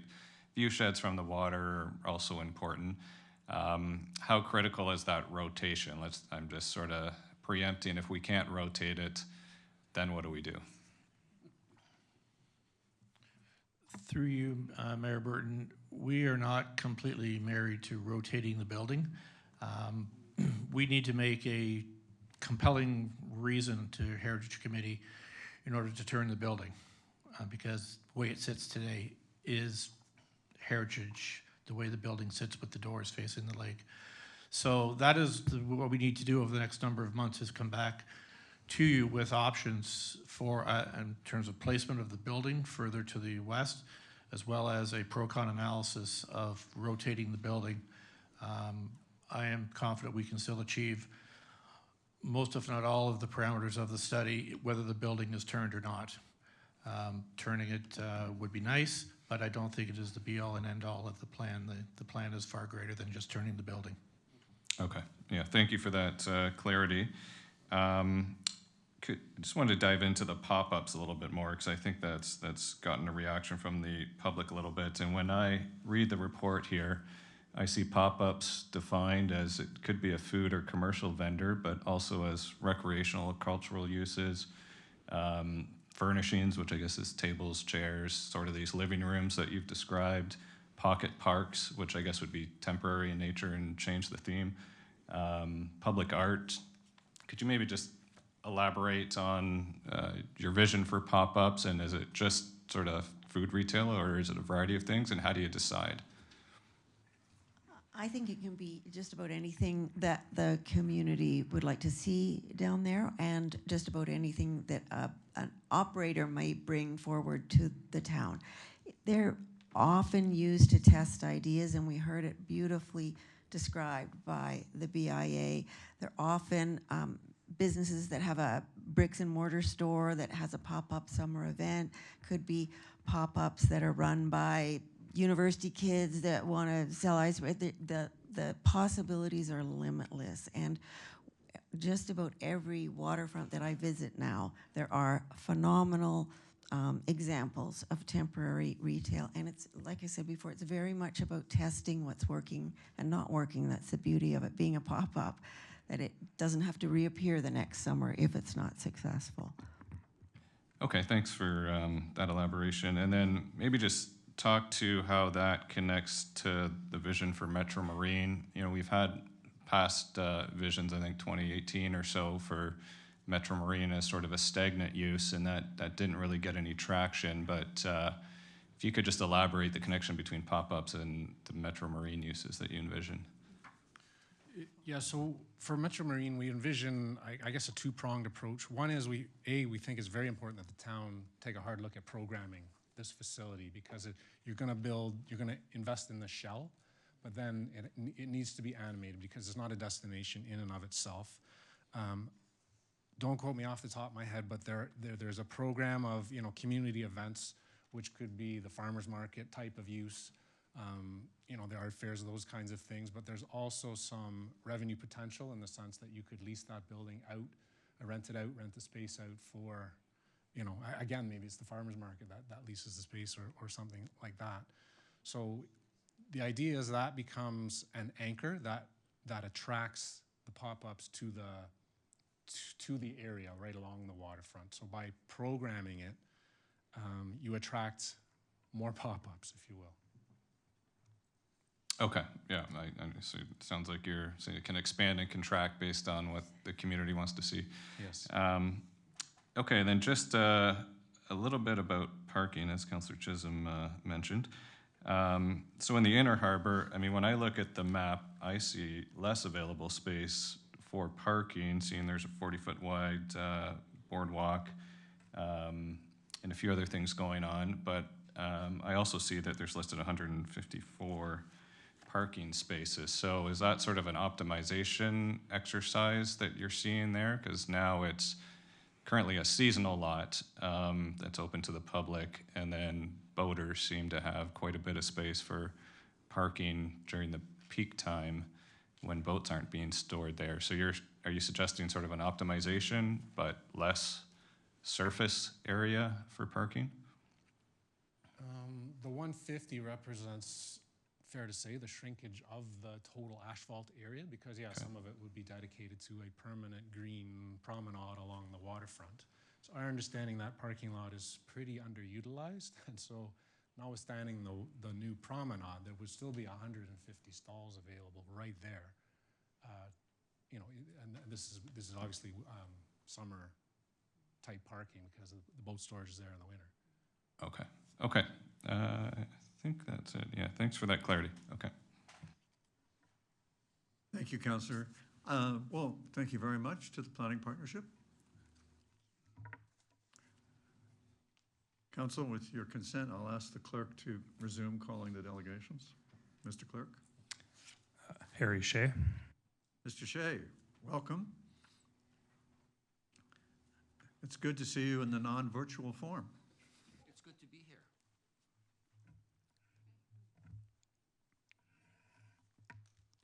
Good evening, Mayor Burton and members of Town Council. Bronte Harbor is on the verge of a once-in-a-generation transformation with the approval of this strategy before you tonight. I want to commend Rakesh, Beth, and Chris Mark's team at Parks and Open Space for producing a thoughtful, community-informed plan that reflects 9 months of genuine engagement with the people who love this waterfront. And of course, the consultant works from the Planning Partnership. Beyond the Council's endorsement of the strategy before you, I also want to speak directly to what the BVRA believes is the heart of the plan. It deserves Council's particular attention tonight. Next slide, please. At its core, this strategy is about transforming Bronte Harbor from a beautiful but arguably under-leveraged asset into a truly four-season destination. A plan that welcomes residents and visitors year-round, while also honoring the heritage and natural character that makes this place special. The public engagement process validated that vision. Over 450 survey responses with 3 public meetings. The message was consistent. People want better connections, better amenities, and a waterfront that's alive beyond the summer months. This strategy answers that call. The BVRA supports the full project list. Staff doesn't prioritize the projects, respecting the budgeting process and recognizing that future projects are subject to future technical studies, environmental assessments, and public consultations, which is why tonight I want to focus my time on 3 aspects of this plan. Next slide, please. First, let me start with the Bronte Inner Harbor Promenade, because I do not think it gets enough attention relative to its importance. This is listed as a short-term project, and I want to strongly affirm that priority because the promenade is not just one project among many, it is the connective tissue that makes every other investment on the waterfront work. Think about a well-designed inner harbor promenade actually does. It creates a continuous pedestrian experience that links the outer harbor to the inner harbor, that ties the waterfront to Bronte Village, and gives people a reason to walk, to linger, to return. If we reposition the Metro Marine building and the surrounding footprint without the promenade, connecting them to the broader waterfront, we will have built destinations without the path to reach them. Let's not make that mistake. The public has clearly stated they want better pedestrian and cycle connections along the inner and outer harbor. The promenade is the single element that directly delivers that commitment. I would ask Council to treat the Inner Harbor Promenade as the foundational infrastructure of this entire strategy, the project that unlocks the value of everything else.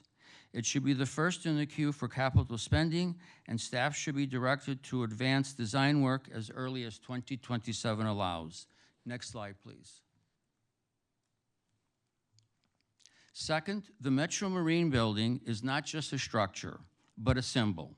It carries the history of the boat building and repair at Bronte Harbor. It is a designated heritage asset, and according to the strategy, which is mentioned multiple times, it is the focal point for the rejuvenation of the entire Inner Harbor. The good news is, circumstances have handed us a rare alignment of opportunity and necessity. The seawall replacement, scheduled to begin in winter 2027, requires that this building be relocated. That work is happening regardless. The building must be moved. So the question before Council tonight is, when we move it, do we simply set it down and wait 4 to 7 years, or do we seize the moment to reposition it as the centerpiece of a transformed waterfront by moving the timeline up? I'm asking Council to choose the latter, and I'm asking you to treat the Metro Marine redevelopment not as a medium-term aspiration in the 4 to 7 year time frame, but as a near-term priority that runs in parallel with the relocation work already funded. Every month that the building sits unused after relocation, it's a missed chance to activate the Inner Harbor. Next slide, please. And when we talk about the Metro Marine Building, we can't separate it from the flexible plaza space proposed directly adjacent to it. This pairing is what turns a renovated heritage building into a genuine destination. The strategy describes the plaza as an adaptable public space that can flex with the seasons. Unlike many waterfront investments, this doesn't require years of environmental assessment. With thoughtful design and modest capital, it could be operational within the same window as the building relocation. Once again, I encourage Council to direct staff to advance the plaza design concurrently with the Metro Marine relocation, treating them as a single integrated project. The promenade brings people there, the buildings anchor the space, the plaza activates it.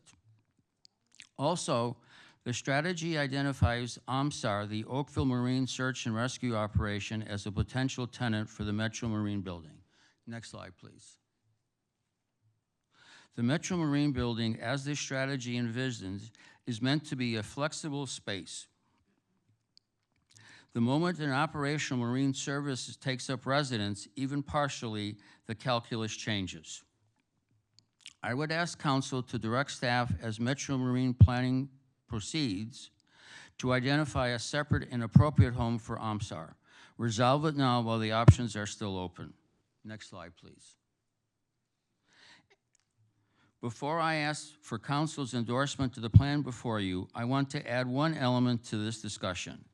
It is the balance between strategic planning, which is the backbone of my delegation, and the importance of seeking an easy win to capture the community's attention.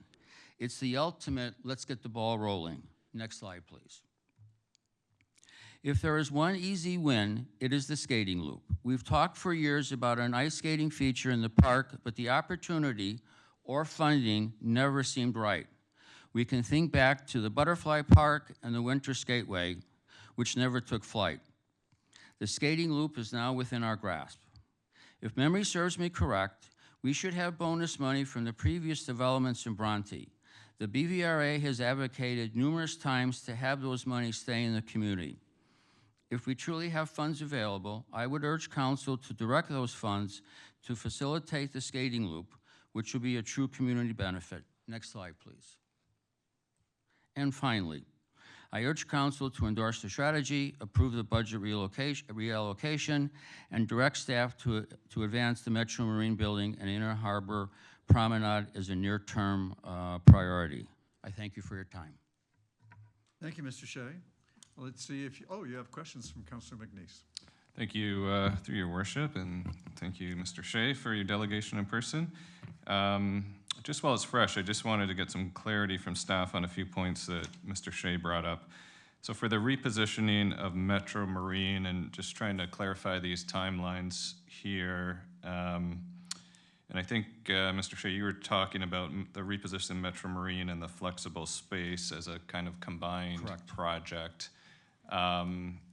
Maybe just to staff, how do you see that unfolding? Metro Marine building redevelopment, you're thinking it's going to take a couple years and then sort of open when there's flexible space around it, or is it a two-step process? Or through you, Mayor Burton,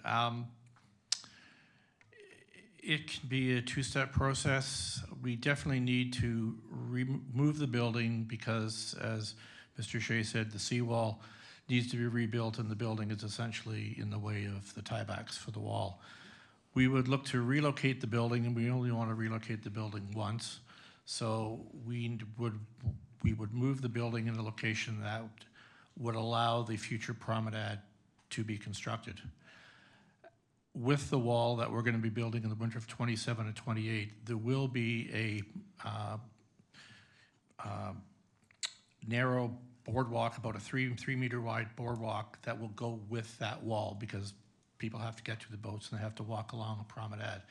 So there will be a pedestrian corridor along the top of the wall, regardless of when we build the wider promenade. They will be complementary.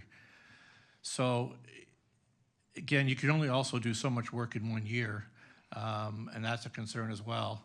So my suggestion would be it would be a two-step process, which we'd come back to define exactly where the building should go and how it should be positioned.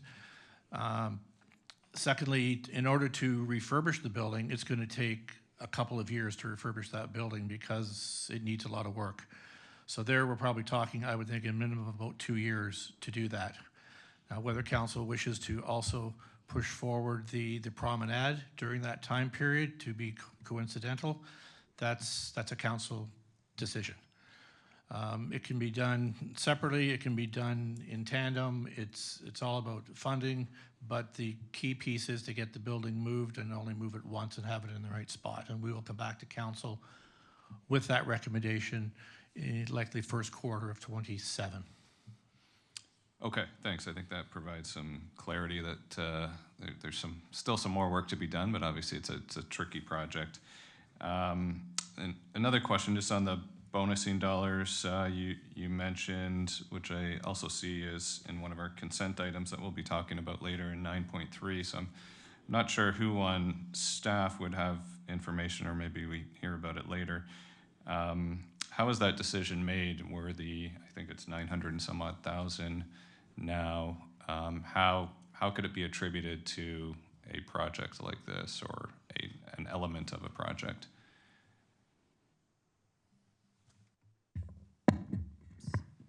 Thank you, and through you, Mayor Burton, there is almost $900,000 that the town has collected in bonusing dollars.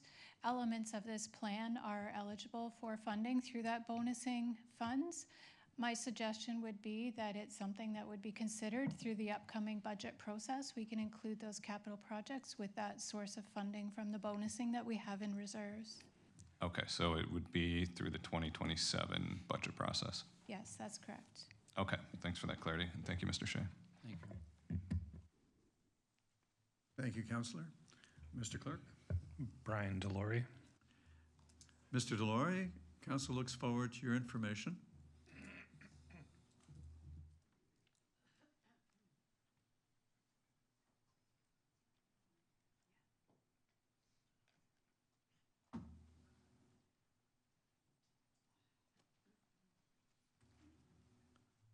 Mayor, we're on?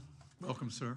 Thank you. Mayor Burton, councilors, thank you for the opportunity to talk tonight about something near and dear to our hearts, the Bronte waterfront.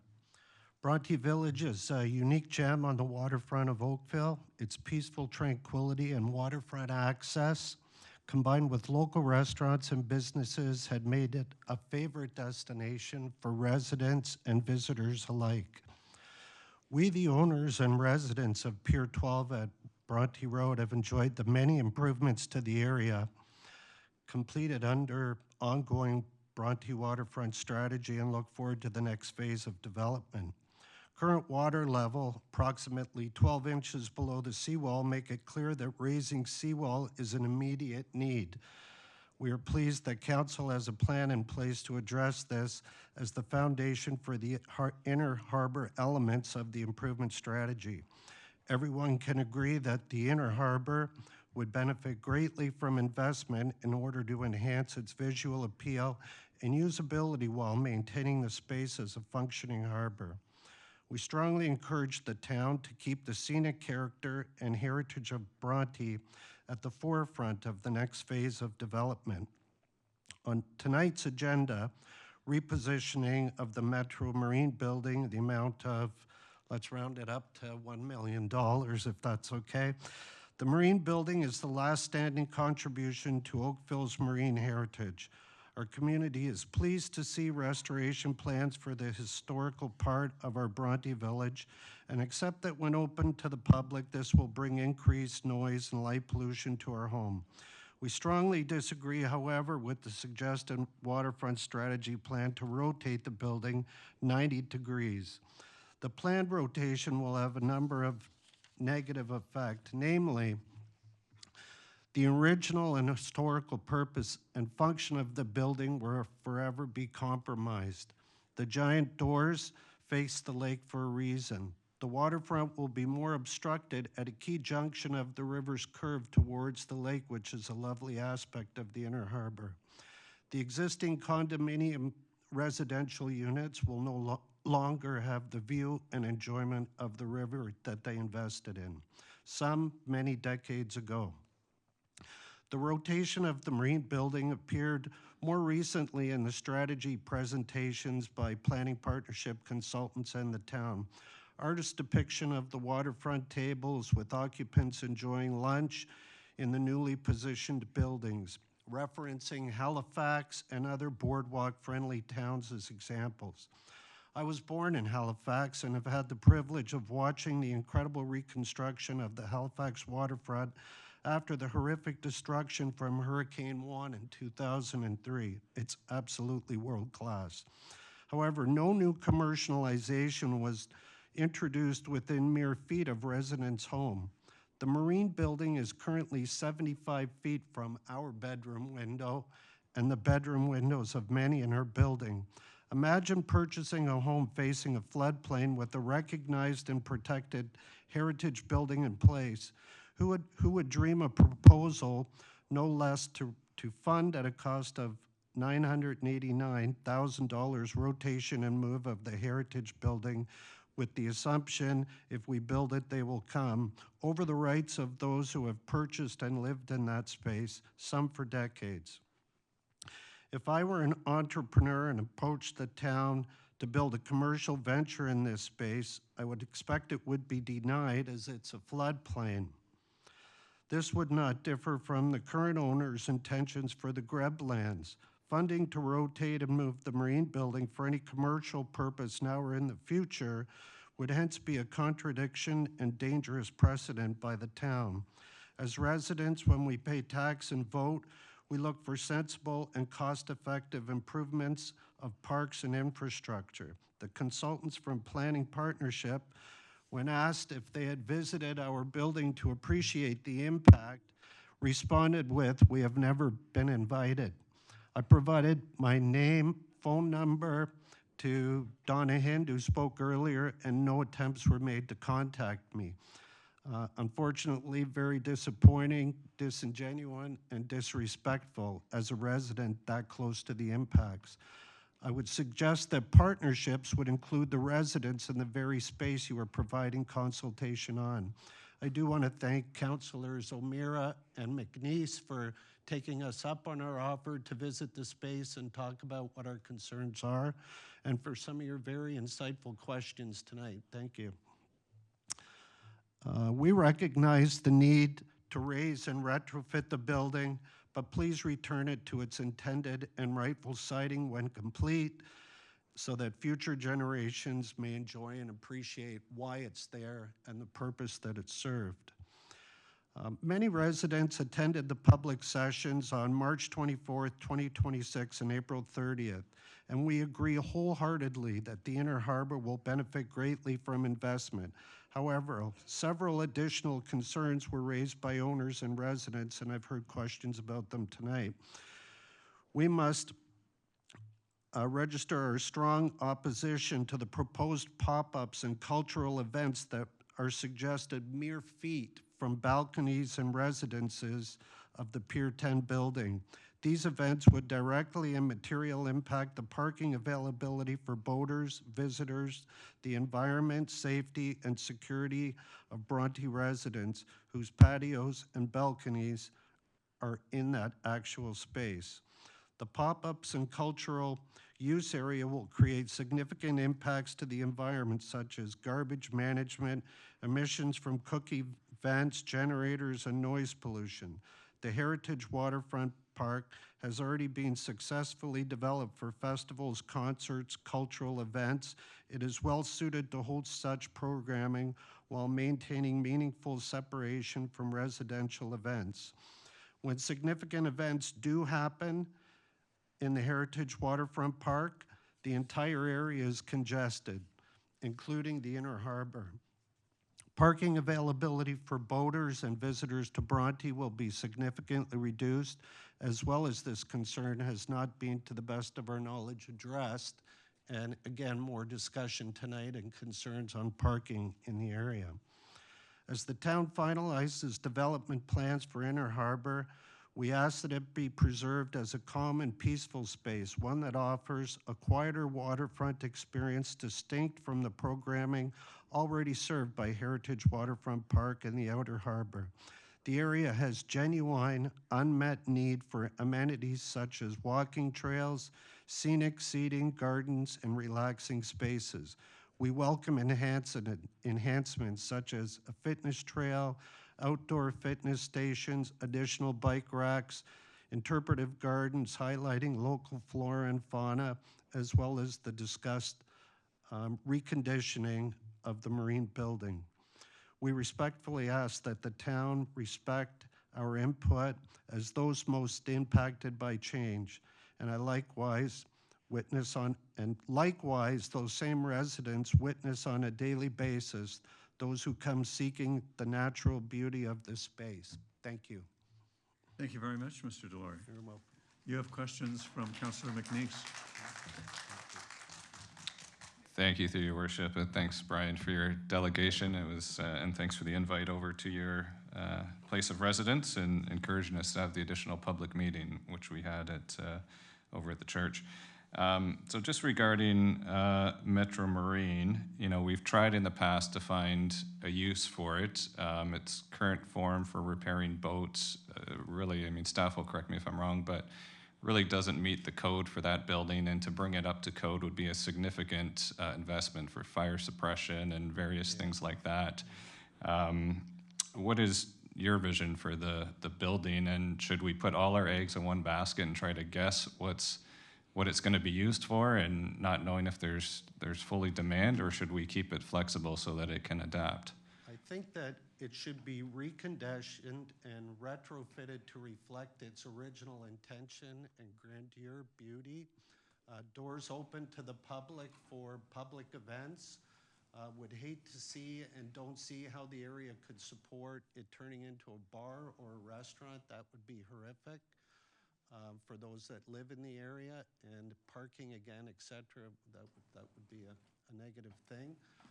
Really, some of the discussion points on cue with, just trying to demonstrate what it did and talk about landmarks that discuss the history of the area and to show what it did inside. I think, yeah, maybe you could, in Halifax, they've got areas that bring seniors in to build boats, things like that. And I think in Halifax, great example, I think of the structure they have that's a market one day, and then not that we're getting cruises, but it's just like a cruise terminal another day, and then it's many, like a variety of uses. I mean, so the vision you describe, unless I'm missing something here, that's what's being proposed, you know, a restoration, reflection of its past. You know, I saw imagery of a boat hanging, you know, from the ceiling to talk about shipbuilding. And staff, please correct me if I'm wrong, but I'm understanding that's the direction that we're going in here so that it can have a variety of uses and the community can help determine those uses, and it'll be town-owned. So if it doesn't meet our needs, then, you know, we can deal with it versus, you know, it's not being sold to somebody. Yeah, the key, I think my big point is the relocation of the building to turn it sideways. If you can imagine what the impact to the residents is of that building. Yeah, and no, I stood on your balcony, I see what you're saying, and are you comfortable with the answer we got from staff in that, you know, we'll it sounds like we'll consider both options. You know, I don't think it's a done deal that it gets rotated. I'm on the Heritage Committee as well. There's concerns from a heritage standpoint that that view shed coming in the harbor, you know, for, you know, 70 years or so, we've seen that building there. I see Director Mark behind you, which I think might want to elaborate, but. Through you, Mayor Burton, no, Councilor McNeese, you said it all correctly. Okay. We will come back with another report on the building. I want to be clear, though, the building does need to get moved because it's basically in the way. So whether we move the building in its current configuration further west or whether it moves west and rotates, that is still to be determined. But I don't want to mislead anyone by thinking we're going to move it to do the seawall and then pick it up and move it back again. That's not the intention. It's to move it once and once only and put it on a solid foundation. Okay, and my understanding is, you know, the adjacent landowners there aren't as concerned about it sort of shifting right or left a little bit. It's more the rotation of 90 degrees. Is that fair to say? Yes. Yeah? Yes. Okay. Thank you. And I'm curious, what would the distance, you're talking about relocating it, I understand the 90-degree rotation, what's the distance west that's being proposed?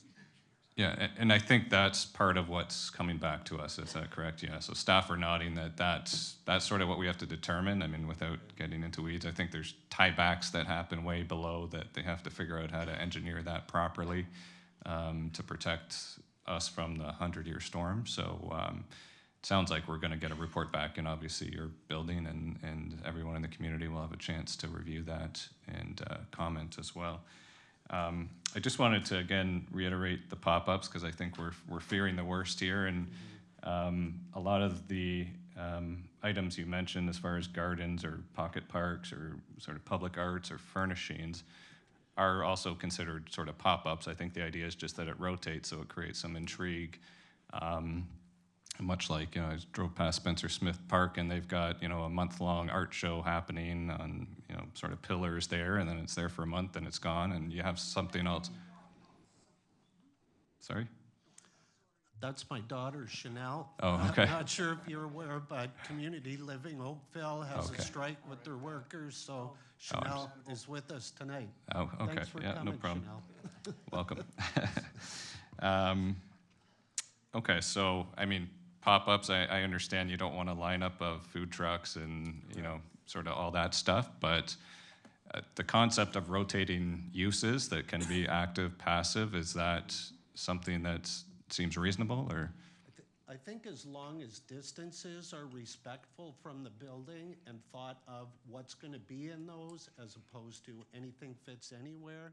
Right. Absolutely, and you know, to be involved in future discussions and considerations would be appreciated. Sure, and certainly with events in the Outer Harbor that are currently happening, we take in a lot of public feedback and try to make adaptations based on, you know, nuisances and things like that. But that's one of the joys of sort of being temporary in nature.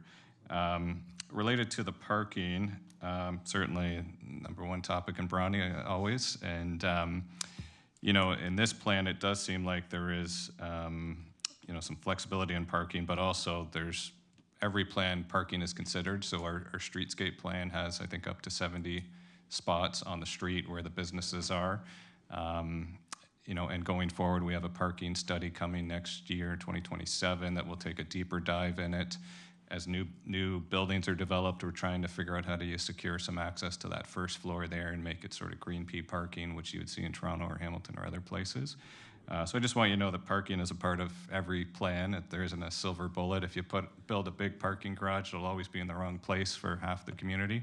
And big parking garages, in Burlington's case, have about 10% utilization on average. So where we are, they don't tend to get used a lot. And just one final point, my understanding, and if staff can correct me if I'm wrong, the Inner Harbor is mostly intended to be seasonal in nature, sort of an expansion in the summer, but sort of what happens today in the winter, boat storage, sort of those much quieter uses. Is that fair to say? I'm getting some nods there, so. Through you, Mayor Burton, yes, that is correct. It would return to the current situation we have today, which is boat storage. Okay. Okay, thanks again for your delegation. Thank you. Thank you. Thank you, sir. Mr. Clerk. Jason Pierce. Mr. Pierce, welcome. Council looks forward to your information. And good evening to you all. Thank you, Your Honor and honorable councilors. My name is Jason Pierce. I live at 102 Bronte Road. That's the building that has the most concern is 102 Bronte Road.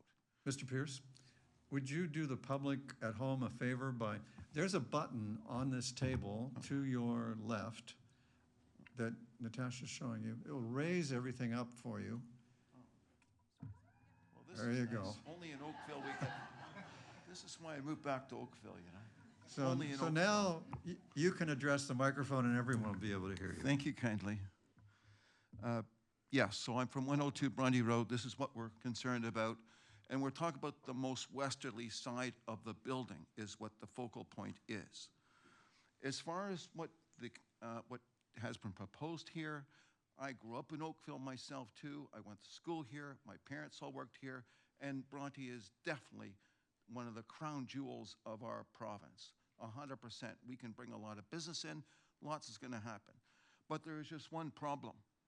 It's flawed, what they're planning to do. It's grossly flawed. And the reason why it's flawed is because these people that are sitting all here are from our building. We're the grassroots of that area. Some people that may be doing some of the planning don't actually live in the area. Mr. Pierce? Yes. If you're not near the microphone, very good. People won't be hearing you. That's a good suggestion. Thank you again.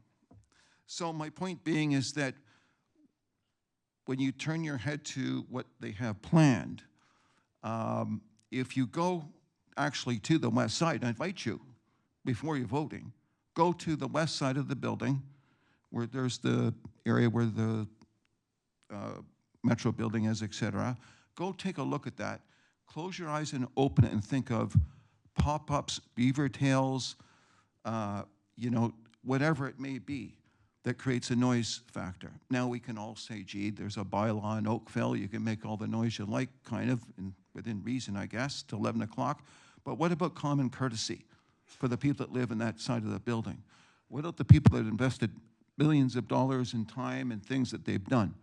Those people are the people that we care about. And that's what Oakville's been built on. That's what I grew up with in this town, is common courtesy. So we just say very nicely, please build what you're planning to do, but please, if you're going to put something on the west side of the building, we need to keep our peace and quiet. If you want to see the face of this community, we're senior citizens in that area, and we're asking you to reflect the senior citizen taste to this building. That's where we're from. So we beg you, please, if you're going to approve this, please put, with condition, the west side of the building absolutely has to be shh, just like the way it's always been, right? So we have people here that have other concerns as well in that west side of the building. I draw your attention to one part of it, is the fire escape. It goes right out into the parking lot. And I'm sure the fire marshal's office is going to have something to say about that, okay? Not to mention the security, even as it is, where there's not a lot of people going through that area. We have one resident here that's in the back, that young lady that's sitting second row. She lives in fear sometimes of people going up that fire escape at her at night. Okay, she doesn't have to deserve to have that. They have people come up and say, hey, can we use your washroom? Constantly. Okay, and this is what goes on in the area. As far as parking in the area, I have formal education in traffic control from the City of Toronto, okay, for a gross number of years. And I'm going to put the tire on the road for you. If you allow a number of excess traffic to come in like the way you are, fatalities are going to go up in the area. I cross that road on Bronte Road every day on the lakeshore, and I see things going on every day. People are going to die because you're bringing in too much traffic at one time. People are going to be parking over top of each other. I don't know where you're going to plan the parking.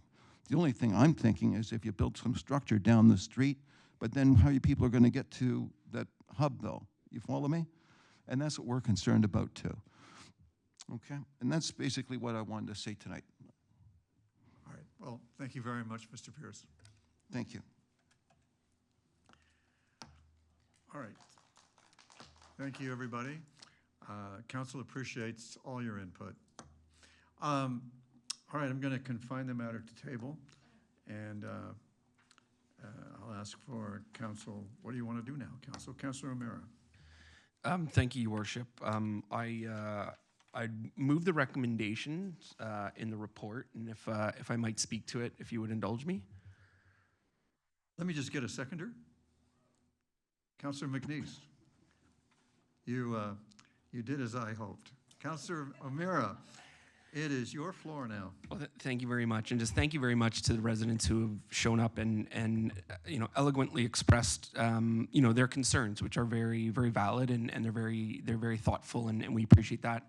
And to the BIA and the businesses and the hundreds of residents who I know both Jonathan and I have talked to informally as well, just about what we're doing here, and this is a 30,000-foot look at what can be generational change in Bronte Harbor, much like the Heritage Waterfront Park was at the time when it was put into. It faced the same concerns and the same sort of consternation from some individuals about what was going to happen there, and we worked through it, and we continue to work through it, and this is an evolving sort of process, and I think we've heard from our director and from staff, there is nothing we are going to do down there that is not going to have the input of the residents, both who directly are impacted by it, but of course all residents across the town of Oakville, because this waterfront is not just ours, it's everyone's in Oakville. And I think there is a lot of good things going to happen here. And this is a good news story about what we're going to do here, and we're not going to be impeding anywhere.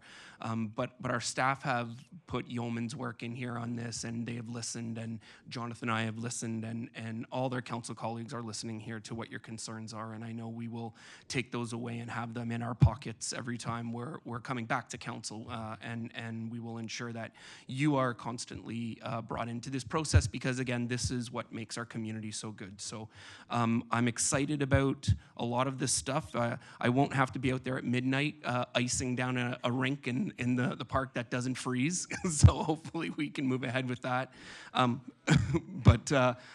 But I do appreciate that, and I think there's vibrancy here for everyone, for young families, for seniors. We saw when we built the waterfront trail and we redid the coastal shoreline in behind Ennisclair, what that pathway has done for many seniors in the community walking, and kids in scooter, and not scooters, kids in, that's a bad word now, kids and families with strollers, and people with walkers now have the ability to be near the water, and that's really something that we cherish. So we're looking forward to the next step here in what that entails, looking forward to working with everybody around this table and with the community to make it the best that it can be. And I think it's going to be a really great legacy for all of us to leave our kids and our grandkids. So thank you very much, Your Worship, for allowing me to make those comments. They're perfectly in order, Councillor. Councillor McNeese? Through Your Worship, I just have a quick question of staff before some prepared remarks, if that's okay. I just wanted to make sure, and I don't know if I saw it called out in the report, that we have the Ontario Heritage Trails going through the waterfront there with the kiosk and Fisherman's Wharf.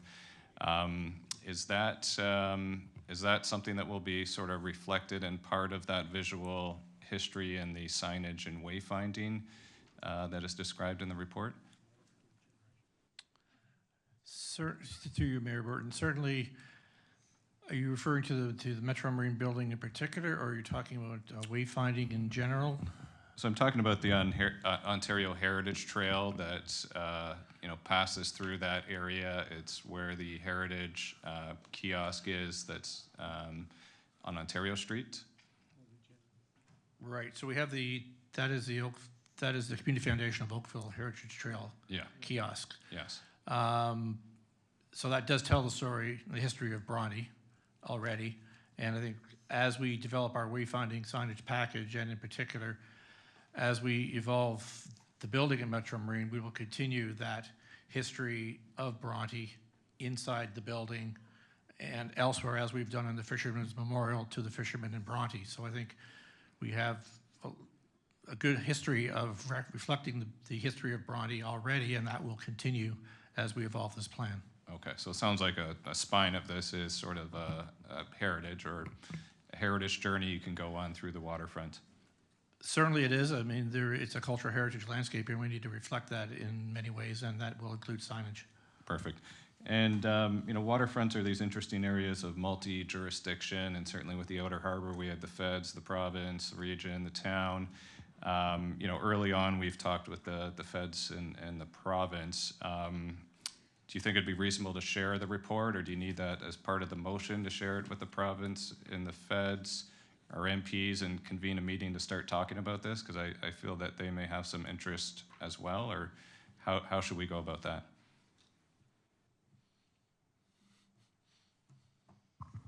Through you, Mayor Burton, we have identified in our intergovernmental affairs the importance of purchasing those lands. So I know we're in constant contact with the federal government in particular, because the provincial government has really signed off on it already. And so we'll continue to pursue that. We'll share with them what we have planned for those lands, because that's an important reason why we want to purchase the lands or acquire the lands. Mm-hmm. So yes, that will absolutely continue. Okay, and I think even just further to that, sometimes at waterfronts, I think of Port Dalhousie, other places where the feds have interest in investing dollars into transforming a waterfront, and I think this is a spectacular plan. So if we could share that with we'll do it. But if we could formally make them aware of the future we see here on Lake Ontario and encourage their investment as well. So I don't see it in the actual recommendation, but you could certainly refer the plan to the appropriate ministry so that they have it in hand. That wouldn't be out of order. Would that be okay to include that, Your Worship? Yes, yes, sir. I think you can, in the interest of time, the words appropriate ministries would suffice. Sure, and our MPs and MPPs, please. Thank you. With that, I just have a few remarks, if you'll indulge me. It's your floor. Okay, thank you. So I just certainly echo Councillor O'Mara's remarks, and I just want to provide some context of where Bronte is today and how this is such an important plan to be implemented in our future.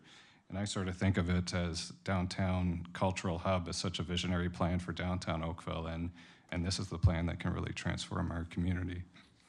So for nearly a decade, those that live in Bronte, Bronte Village, our village has been dramatically changing. If you live between Bronte Road and East Street, which is the 4 blocks that makes up our mixed-use district, life has not been defined by the rhythm of Lake Ontario, but by relentless grinding hum of near-permanent construction. For about the last, currently half our streets are experiencing closures, restrictions, or obstructions of some nature. Those of you that read the Oakville News will have seen that we made it to the cartoon section there for the many detours that are currently going on in Bronte Village. So, we're living in this construction zone where, the backdrop is fencing and pylons and excavation pits. And then a project like this provides some light at the end of the tunnel. But with more projects coming up, we have Lakeshore Road reconstruction, more buildings coming. That means nearly a decade of construction. And yet, look what this community has achieved in the face of that exhaustion. Our Lake Notes concert series continues. The Wind Orchestra still plays. Our Farmers Market is vibrant. Our Canada Day celebration is preserved. And the Legion's parades and programmings continue, as well as our Christmas tree lighting and so much more. They all proceed not because the environment is as welcoming as it used to be, but because the volunteers in our businesses and our residents refuse to let the spirit of Bronte be erased by a cement mixer. We have had to step up where others have stepped back. When our public spaces need some attention or get overlooked, it's our residents and our institutions and our businesses who organize and advocate to make it better. They do the heavy lifting, both metaphorically and literally. But resilience is not a policy. It is not a substitute for municipal stewardship. And let me remind Council, as Councillor O'Meara mentioned, the last big plan for Bronte's waterfront was for the Outer Harbour in the 1990s, and that was rejected by Town Council due to fear of the unknown. But fortunately, the region had the foresight, along with the province and the feds, to move it forward. And now we have Bronte Heritage Waterfront Park that I haven't had a complaint or anyone say that they wish that wasn't there. But too often, Bronte is treated like a local enclave as it once used to be. And historically, it was the wrong side of the tracks. That is fundamentally misunderstood, though, through the town's geography, as Bronte is part of its soul. Bronte is a destination for every resident of Oakville, and it's where families from the north come to introduce their children to the lake. It is where an evening stroll for seniors living in the community is enjoyed, an ice cream, boat watching, and many children and families go fishing for the first time. During our festivals, Bronte is the living room of our town. In terms of culture, tourism, and waterfront access, Bronte is every bit as essential as downtown Oakville. Yet while downtown has seen significant and consistent investment in streetscapes and public facilities, Bronte is still catching up. We're missing some basic amenities like a library and a skating rink, which is fortunately proposed here, and parking continues to come up. We have also been accustomed or become accustomed to some of the ugly wallpaper, as some would call, in our village. That's the hoarding, the fencing, and the construction cones. We have become numb to some of these conditions that other places may not tolerate. So I say that because tonight we are not just asking for approval of a plan, but we're asking for a commitment to invest in Bronte's waterfront for the sake of the livability of the town of Oakville. We have brought research, ideas. We've heard from nearly 1,000 residents and businesses in one way or another, and we have some potential funding opportunities before us. We've engaged with town staff, consultants, or MPs or MPPs. We need a recognition and a commitment to move this plan forward at all levels.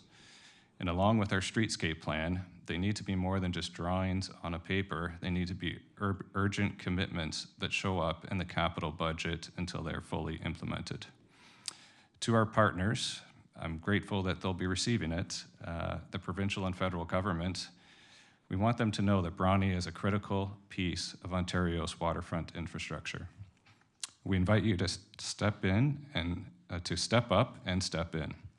Join the town of Oakville in a true partnership to transform our waterfronts, our village, and our town. So in closing, summer is coming, our patios will be open, and the thousands of Oakville residents that descend on our village will enjoy the lake as they always do. The community will be there to welcome them because that's what we do. Investing in Bronte is not just a local expenditure, it's investment in the quality of life of every single person who calls Oakville home. Let us move past the construction fatigue, let us move past the temporary measures, and let us finally give Bronte the future it has earned. Over the weekend, many may have seen online, there was a vigorous discussion that over the course of a couple hours, hundreds engaged with their passion about Bronte, but also their frustration of the current state of affairs. On behalf of all those residents and everyone here tonight, Sean and I are asking all members of council not just support this plan, but support the continued investments that are needed to move this plan forward, not just for Bronte, but for all residents of Oakville. Thank you. Thank you, Councillor McNeice. Council, are there any other speakers, or shall I call a vote? All right. Is there any objection to the proposal as recorded in your agenda and supplemented by distribution to appropriate ministries? Mr. Clerk, there is no objection. It passes unanimously. The opposition you were fearing has not materialized, at least not here.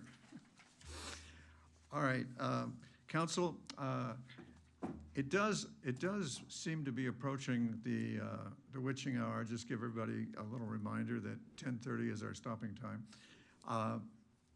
But I believe that many members would benefit from a brief bio break. So I'm going to call a 10-minute recess, and then we will resume at 9:22.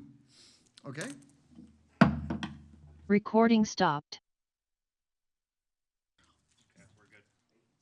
All right, council is back in session. I welcome everybody back. The first thing I'd like to do is I'd like to ask Councillor Knoll to move the confidential recommendation in 12.1. And can I get a second for that? Councillor Chisholm, thank you. Is there any objection? There being no objection, Mr. Clerk, that is carried. And the next thing I'd like to do is I'd like to get a motion to refer all of the consent items to tomorrow night's council meeting. And Councillor Adams, thank you, and Councillor Lischina, thank you, mover and seconder. Any objection? There's being no objection, that carries. And Council, that leaves us with 11.5 and 11.4. I'm anticipating that 11.5 is going to take conceivably a long time.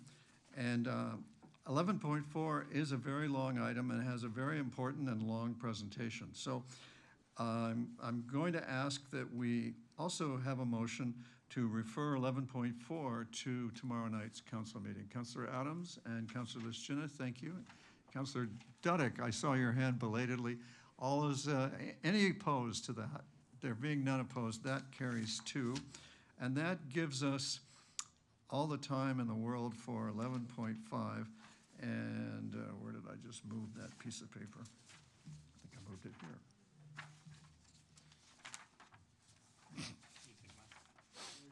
Thank you. All right. So, and if we're wrong about how long this is going to take, you get a bonus. You get to leave. The meeting may end before the hockey game does, and we'll find out how that's going. So we now have a report on Bronte Road temporary Point of one-way- order, Your Worship. The score is 2-2. Just like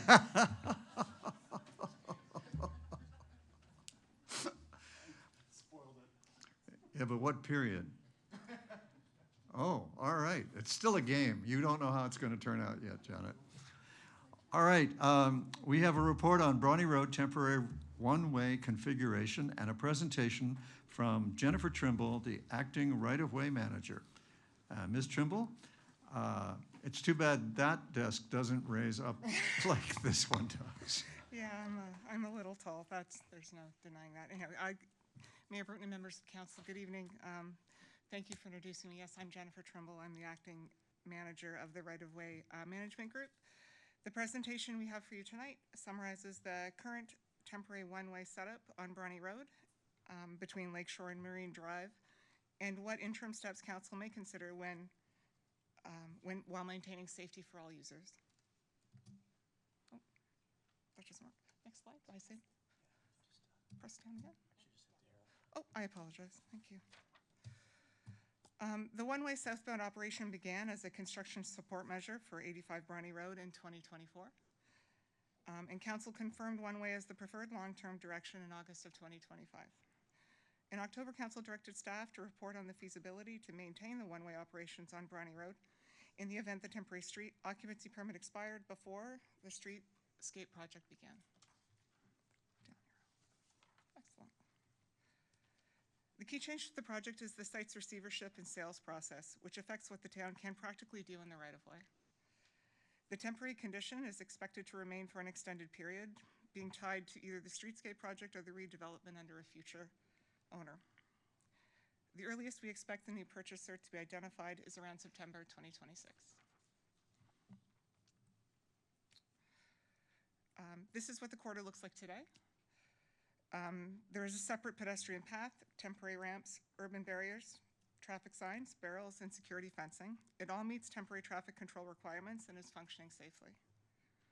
The proposed interim options are focused on improving clarity and appearance while keeping the same operating concept. Staff developed 3 options to improve the visual impact along the corridor. The 3 options differ by the amount of physical work, time to deliver, cost, and whether the court involvement is necessary. With option 1, the security fence remains at the edge of the sidewalk, and the current pedestrian pathway, urban barriers, road surface, and on-street parking remain as they are. The construction barrels at Lakeshore and Bronte Road and at Bronte and Marine Drive will be replaced with barriers to delineate the one-way operation at the intersections. Option 1 will take about 1 month to complete with a cost estimate of about $45,000. The receivership will continue to maintain the sidewalk and the existing urban barriers.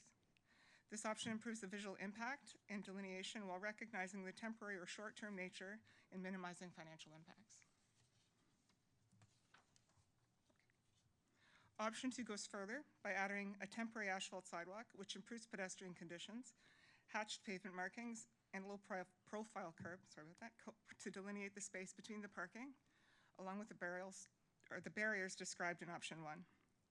However, this option requires relocating the security fence back to the property line, which would require approval of the court.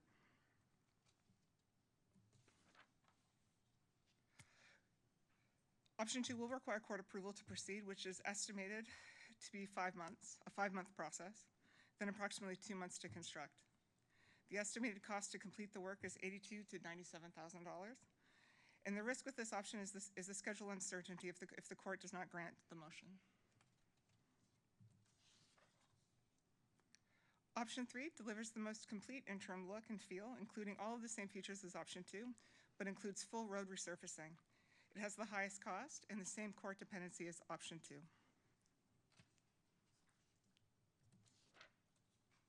Option 3 goes further by adding full road resurfacing along with the temporary asphalt sidewalk, hatched pavement markings, and the barriers at both intersections. Similarly, this option requires relocating the security fence back to the property line, which would require the approval of the court and adds approximately 5 to 6 months to the schedule. We estimate 2 to 4 months to construct if approval is received. Timing is expected to push into 2027, considering the road paving option. We estimate this option at $140,000 to $150,000.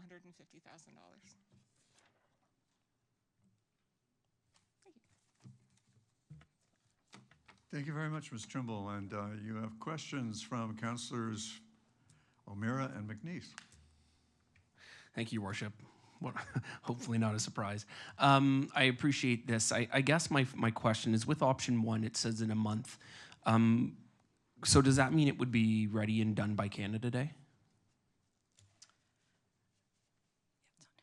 Through your worship, yes, it should take in order to secure the supplies and install the traffic control measures should be from 4 weeks from today.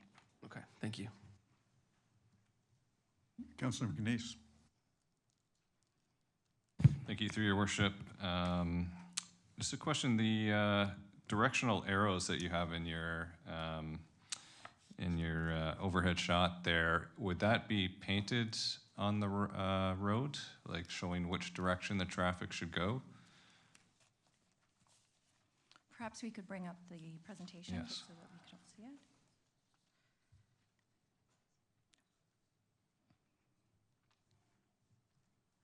So we're looking at slide number 5. Yeah, I think they all have it on, yeah.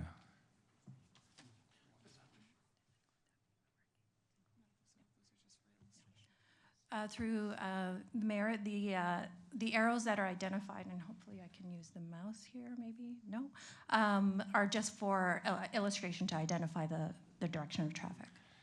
Okay, is that something that could be considered as well? Because I think we've got very little signs, especially at the exits of some of these buildings, and as some of the building owners or occupants say, they still see people going the wrong way up this street despite the signage that's there. Is that sort of an easy fix or easy addition to have some directional arrows on that road?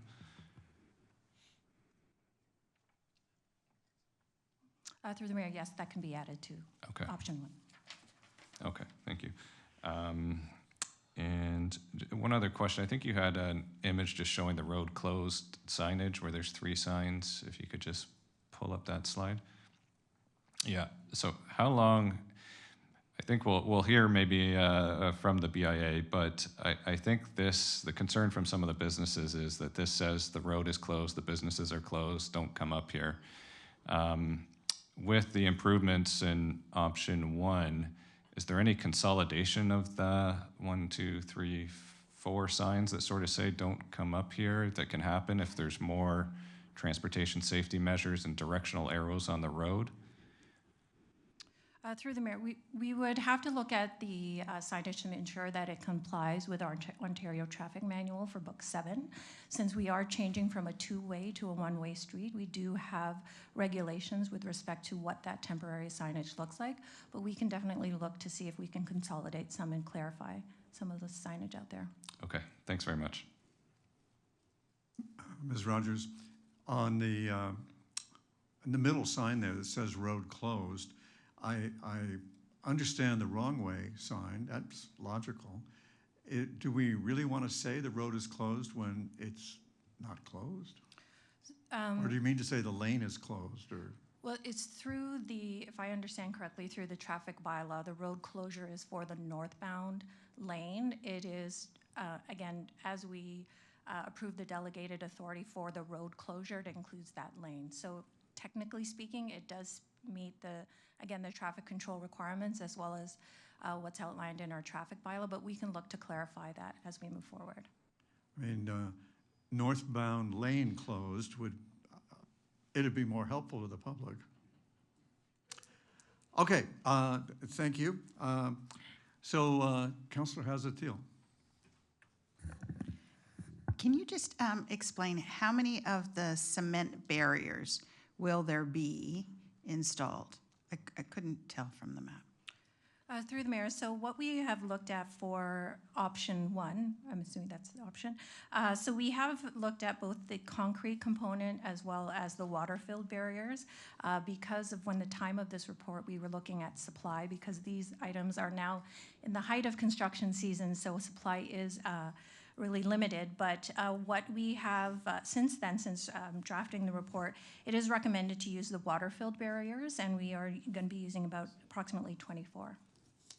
So is there any way that you can beautify those? Because one of the pieces that I hear continually is that it feels like a construction zone in many parts now of Bronte.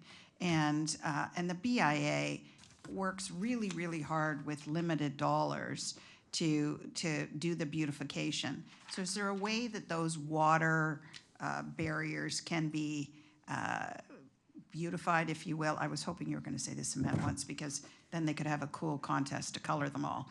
But is there any way to do that in order to sort of respect, look, people are really tired of looking at the construction. Through the mayor, yes. I mean, absolutely. First and foremost, we're trying to, again, ensure that the traffic control and the safety requirements are met first. So we did anticipate this question. So if we could bring up the extra slides, perhaps.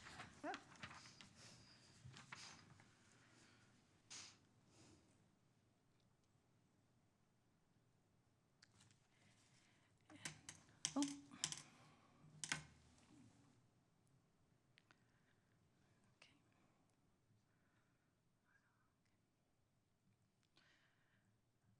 So looking at some of the options we can do to perhaps address the aesthetic component of this traffic control, we have looked at vinyl adhesive for water-filled barriers. We did look into the short amount of time looking at a vinyl wrap, but given the material that the water-filled barrier is, it is recommended to use a vinyl adhesive as shown on the screen to the left. This can be done in both a solid color, a repetitive image, or icon. The installation would be done by the printers, and it would be on the fabrication site, and it would add an additional 4 weeks to the overall timeline. So just referring back to Councillor Miller's question, it would add an additional time in order to, one, secure and fabricate and install this item. The additional cost for this is approximately $5,000. We have also looked at the concrete option. Again, in the short time, we were able to source colored or painted concrete barriers that would be delivered painted, as opposed to painting ourselves. There is an additional cost to this and time. It would require an additional 4 weeks, because this would be a custom color, as well as the cost is significantly higher, as with concrete barriers. The cost alone, but also the painting component, and again, the installation for that. We were also asked about urban barriers, which is seen there, which is delineating the pedestrian traffic through this area. But as I mentioned, we do have to comply with our Ontario Traffic Manual Book 7. That is only intended to delineate pedestrian traffic. It isn't intended to be used as we see here, which closes or reduces traffic in one lane direction. So changing from or converting from a two-way to a one-way configuration. So with all of these, we are recommending a vinyl adhesive should council wish to proceed with some sort of aesthetic component. That way we could, one, add that aspect, but also given the time and the cost to do so, it would be effective. Now, again, this is just a depiction of what we could do. Something again, to the water-filled barriers, it is recommended that the design be limited to an icon or an image that is repetitive. We do have a curved linear shape here, as well as certain areas with voids, as you can see in the depiction. So something that would stand out. It is also relatively small and segmented, so again, we did look into wording, et cetera, but again, we're dealing with short segments, so we don't want some of the words to fall off, much like the hoarding. So again, this is kind of the recommended design type, if we want to say, for something of this nature. So that is something that we could add to the design for option 1. And so we have depicted that here a little bit further so that everyone can see, and happy to take any more questions on this one. So thank you for that, and I'll leave it to the discretion of the local councillors. If I got a chance to do something more beautiful, and I'm sure the BIA will have some comments as well. Thank you. Ms. Rogers, can you just clarify? Did you say this would add how much time to getting it done? Yes, it would add approximately 4 weeks to do this. And does that change the answer to Councillor O'Meara about Canada Day? Yes, it does change the question, the Thank answer, you. sorry. All right. Then, Councillor Hazard-Thiel, can I call on Councillor McNeice now? Councillor McNeice. Thank you, Worship. So just to clarify, that's 4 weeks to the 4 weeks, so we're looking at 8 weeks, so August? Through the mayor, that's correct. Okay. Is there any, I mean, obviously time is another element here. We're already sort of into the busy season with the weather changing. Is there any way they can apply that vinyl on the spot at a later date, or? So through the mayor, it would not be recommended. We would have to do a lane closure in order to do that. And I would also have to see, again, if there's any prep or primer work that would have to be done if we were to do it in situ. But I would suggest that it be done on the fabrication site just to eliminate any errors, et cetera. I know that some places have sleeves that sort of go over top, and I think they buckle underneath, especially with the water barriers. Is that an option that can maybe be, done off-site so that we can slightly beautify before Canada Day and the busy season, and then get an additional kind of wrap feature? Through the mayor, we did investigate that option through 2 sources, and it was suggested, based on, again, the curved linear nature of these water-filled barriers, that it would not be suggested. So we did investigate that, but it is recommended to do the vinyl adhesive. And is it possible for the sleeves to go over top the concrete, or does that not, doesn't work? No, that doesn't. Okay, I mean, I'm interested to hear what the delegates think about it as well, and we'll take it from there. Thank you. Thank you, Councillor. Mr. Clerk, would you call the registered delegations? Kylie Wilson. Welcome, Ms. Wilson. We look forward to your information. Good evening. Thank you so much for having me, and it's really nice to see everybody here again. As you know, I'm the Executive Director of the Bronte BIA, representing our local business community.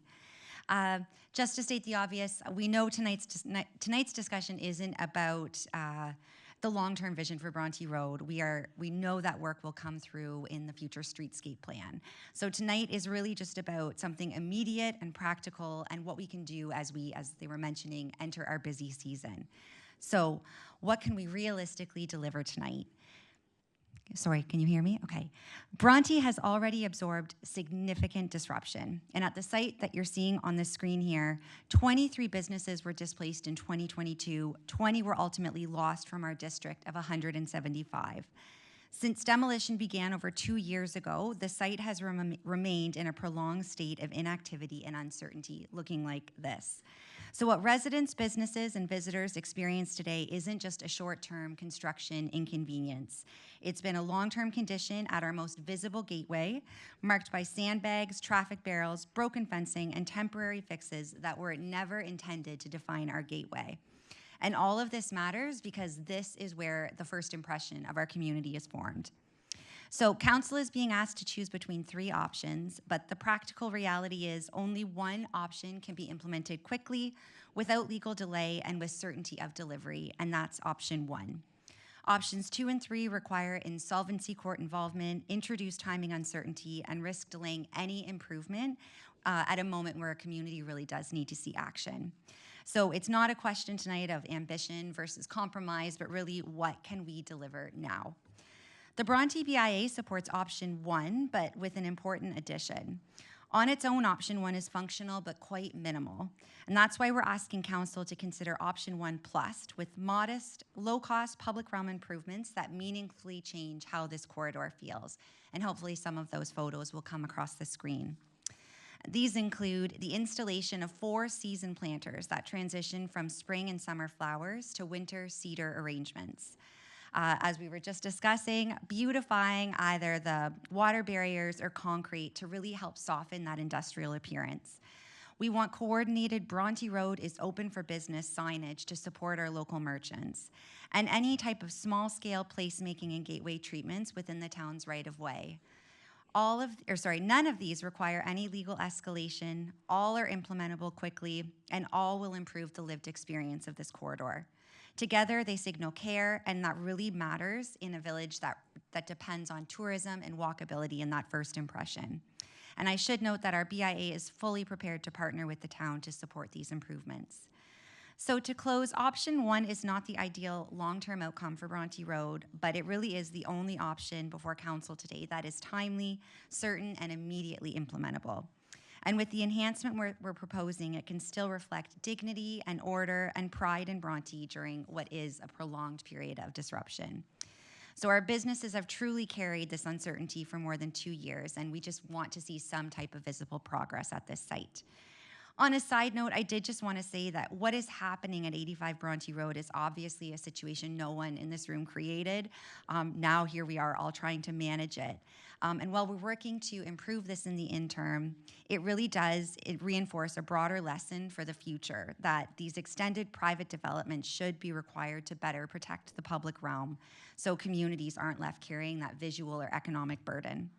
But for tonight, the choice for us is clear: deliverable action now or continued delay. So we're asking council to choose option 1 plus. And I would like to thank you very much for your time and happy to take any questions. Well, thank you. Councillor McNeice will oblige you with the first one, and then I've got one for you. Councillor McNeice. Thank you, Your Worship. And thanks for your presentation and your visuals there. That's really helpful. Maybe just to staff, I think planters, you know, can do a lot, especially, you know, with the different seasons and the town grows it themselves. Is there an additional cost? We have that right slip lane that is no longer used, and that's the first thing you see when you come into the community. Can that sort of be a light, quick, cheap solution that the BIA doesn't have to bear the burden of to help us through this situation? Through the mayor, that would be the decision of council, whether that would be borne by the town or borne by the BIA. What I can say is that we have looked at an additional 5 barrels that could be added to this area. I would like to note it would be behind the barriers in order to, again, ensure that traffic control and safety is maintained. So again, through the open area we had behind the concrete barriers, we could look at adding additional planters through that. And is there a cost to that? Yeah. Yes, the cost associated with 5 barrels is $2,500, which includes the maintenance component. Any specifics, I would ask Chris Mark to speak to that. If you Okay, now, okay, I understand if it's on the street components behind the barriers, but what about that triangular that's sort of at grade or at sidewalk level piece where pedestrians have typically used when there was the right slip lane? That wouldn't be obstructed by a barrier. So through the mayor, what I understand is that the barrels need to be located in a safe location in order for watering. We do have a truck that does stop, but again, perhaps if there's any details with respect to those locations, perhaps Chris can answer specifically. Yeah, maybe if, I don't know if Chris is coming, but if there's some flexibility, because I mean, if we put it behind a barrier, you've sort of lost the visual, or half the visual of the beautification that we're trying to accomplish. Through you, Mayor Burton, could you again describe the location, Councilor McNeese, where you're thinking these extra barrels would be? So there's a triangular sort of sidewalk parcel so there's sort of a right slip lane, or what used to be a right slip lane. I understand the need for the barriers on the traffic lanes, but this is sort of a triangular sidewalk island, I guess. Yeah. Refuge island, there we go. Yeah, through you, Councilor Meeks, I would prefer to take that back and have a look at it and just confirm with staff that potentially we have some flexibility we don't have to any health and get safety good issues. sight lines. Okay. Yeah. And then to the delegate, to Kylie and Ms. Wilson, the thought of an additional 4 weeks to wrap the either plastic planters or concrete planters, putting us into near August. What are your thoughts on that?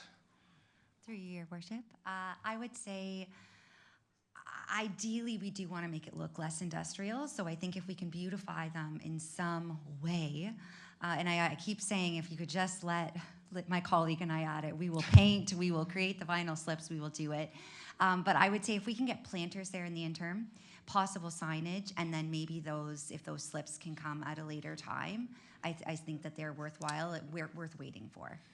Okay, so just to be clear, if say by Canada Day we just have planters, we'll talk about the sign next, but and the barriers don't come at all till August 1st, let's say, but when they come, they're wrapped, and they either town logo or something that's repetitive on it. Would that be your choice to not have sort of live with the pylons until then, have some planters, but help us make that decision. I feel like it's Sophie's choice. I don't know. I mean, ideally, I think waiting is probably the optimal decision. They do look clean. They look a lot cleaner than the pylons, but if we are looking at keeping these for potentially another year, I think it's worth waiting and letting our businesses and community know that it's coming and that this will be incremental change that they'll be seeing. Okay, and just one other technicality I thought of. Can the planters come before the barriers?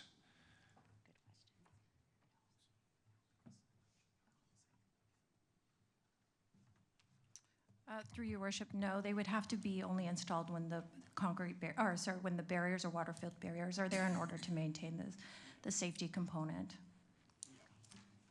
Does that change your Can I opinion? change my answer? I would say then, I mean, I also defer to both of you. You live there as well, and you hear from our businesses and our community, but I would say the change happening right now as we enter a busy season is probably most important rather than waiting until August. Okay, so if we could, I don't know if you can pull up your signage slide without it rotating or not, but where you had the Welcome to Bronte sign. Just have some questions for staff. You probably registered when you saw it sliding through there. And I don't know if this is a licensing question, but would a sign like that be permitted? Oh, well, yeah, no, we don't want that sign up. Yeah, there we go. So, oh. Oh, that's gone.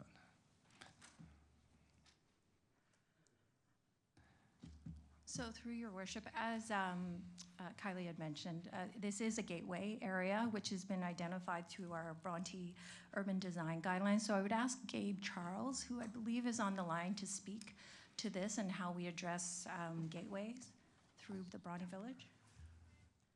Mr. Charles. Thank you, Mr. Mayor. Through you. With these types of things, we would be looking to our the direction in our OP policies. There are defined gateways that we have. If there are specific examples that the BIA would like to use, or if council would like to use, we could look at those in the context of our OP direction. The other thing I would offer is that our gateways are typically identified through structures, public art, landscaping, for example. So signage doesn't necessarily fit that bill, but we're able to have that conversation if the BIA so chooses. Okay, yeah, thank you for that response. And then I guess my question to staff is, how could we support the BIA in building something like this that we assume the receiver won't allow it touch their property? And all that signage in behind is gone now. It's just bare plywood. I mean, I suppose we could ask them if we could affix, but I'm assuming the answer is no. In that case, how could we figure out how to construct something like is in the image that is safe, but also temporary and, you know, reasonable budget?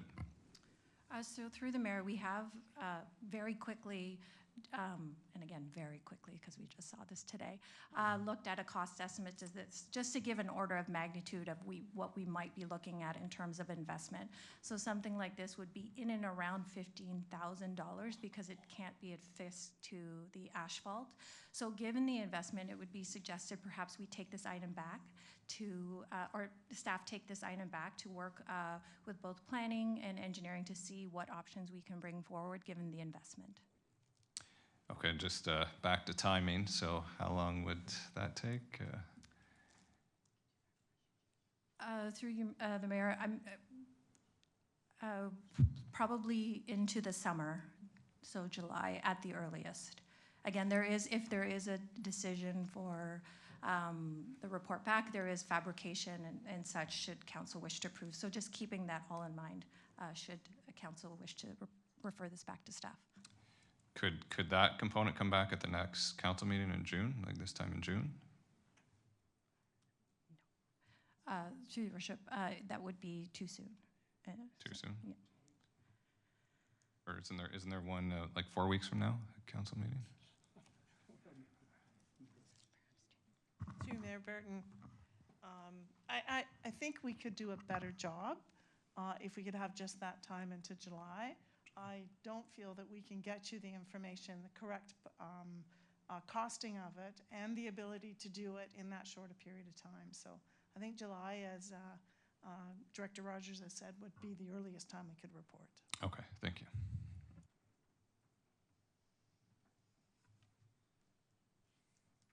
Councillor Knoll. Thank you, Worship. I don't want to get into the minutiae of detail here, but I'm just wondering if we contemplated the idea of contracting local vinyl printers. I've used them myself to create the decals and install them as the tanks are being delivered. So you could deliver it by the tanks or the barriers, the water barriers, and as they're being installed, apply the vinyl and the production being done concurrently. Because we have several local vendors in Oakville that do print vinyl. I've contracted vinyl wraps myself. So through the worship, yeah, we actually did contact local vendors, and again, just given the fabrication time and with the material in itself, there is a little bit of a buffer in there, but again, these are using local sources as well. In situ, to your question with respect to installing it on site, we would have to look at the logistics of that just to ensure, one, there's traffic safety, et cetera, and again, ensuring that there are no errors. But we could look into that to help expedite the time, but based on the information that we have, it is suggested that it be done and installed on site. And this is the last time I'm going to try to get into your work, but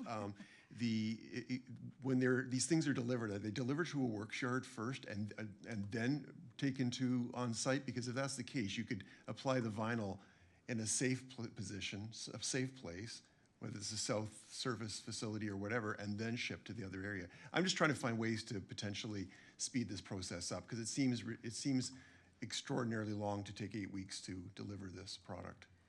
Through your worship, again, that time includes both sourcing the material, which we have pre-sourced just to ensure that there is availability, the fabrication time, as well as installation time. We hopefully can shorten that time, but again, to answer your question, yes, it is delivered first to our works yard, but we could arrange for it to be actually delivered right to the fabrication site to help expedite that time. But again, we want to just provide, and manage expectations in terms of something this unique and ensure that we do it correctly. So again, it is up to 8 weeks. So hopefully earlier.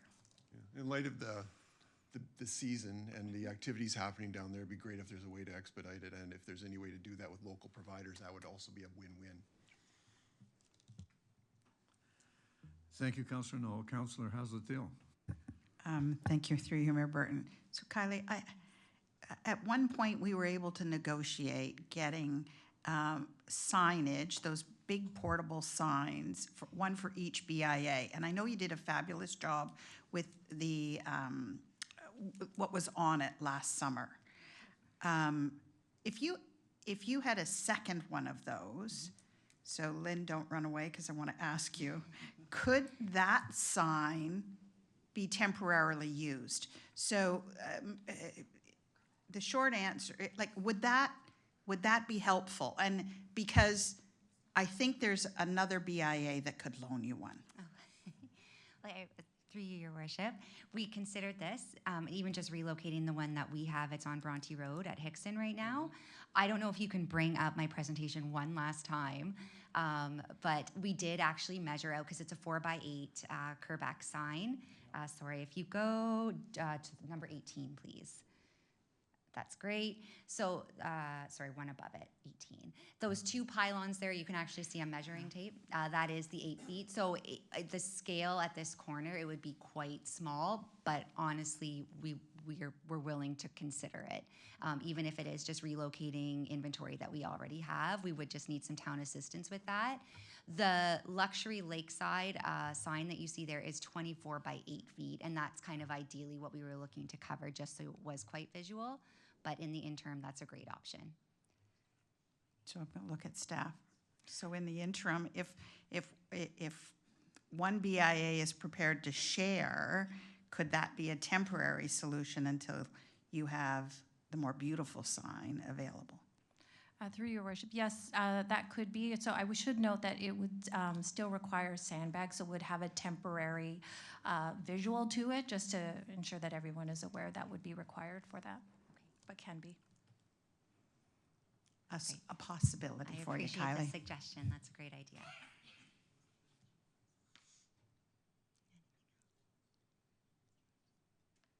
All right, I'm looking at hands. Councillor O'Meara, I think we're back to you. Yeah, sorry, thanks. And I think we had mentioned it, but maybe I'll ask Dennis. So the picture that was just up on the wall, that is all just plain 4x8 plywood sheeting right now. So there is no picture on there anymore. Can we ask the receiver if they would allow us to just get the glue and we could print off one and put it up there? Is that something we could ask the receiver if they would allow us to do that for the signing? Because then we don't have to worry about any of this. And right now it's just 4x8 sheets of plywood. There's nothing on it anyway. That would seem an easy win. And then we could make it as big as we would want up there if they would be so kind as to indulge us.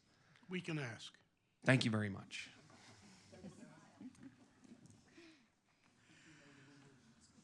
All right.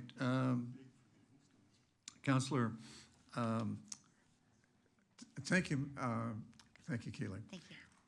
Mr. Clerk, would you call the other delegation? Harry Shea.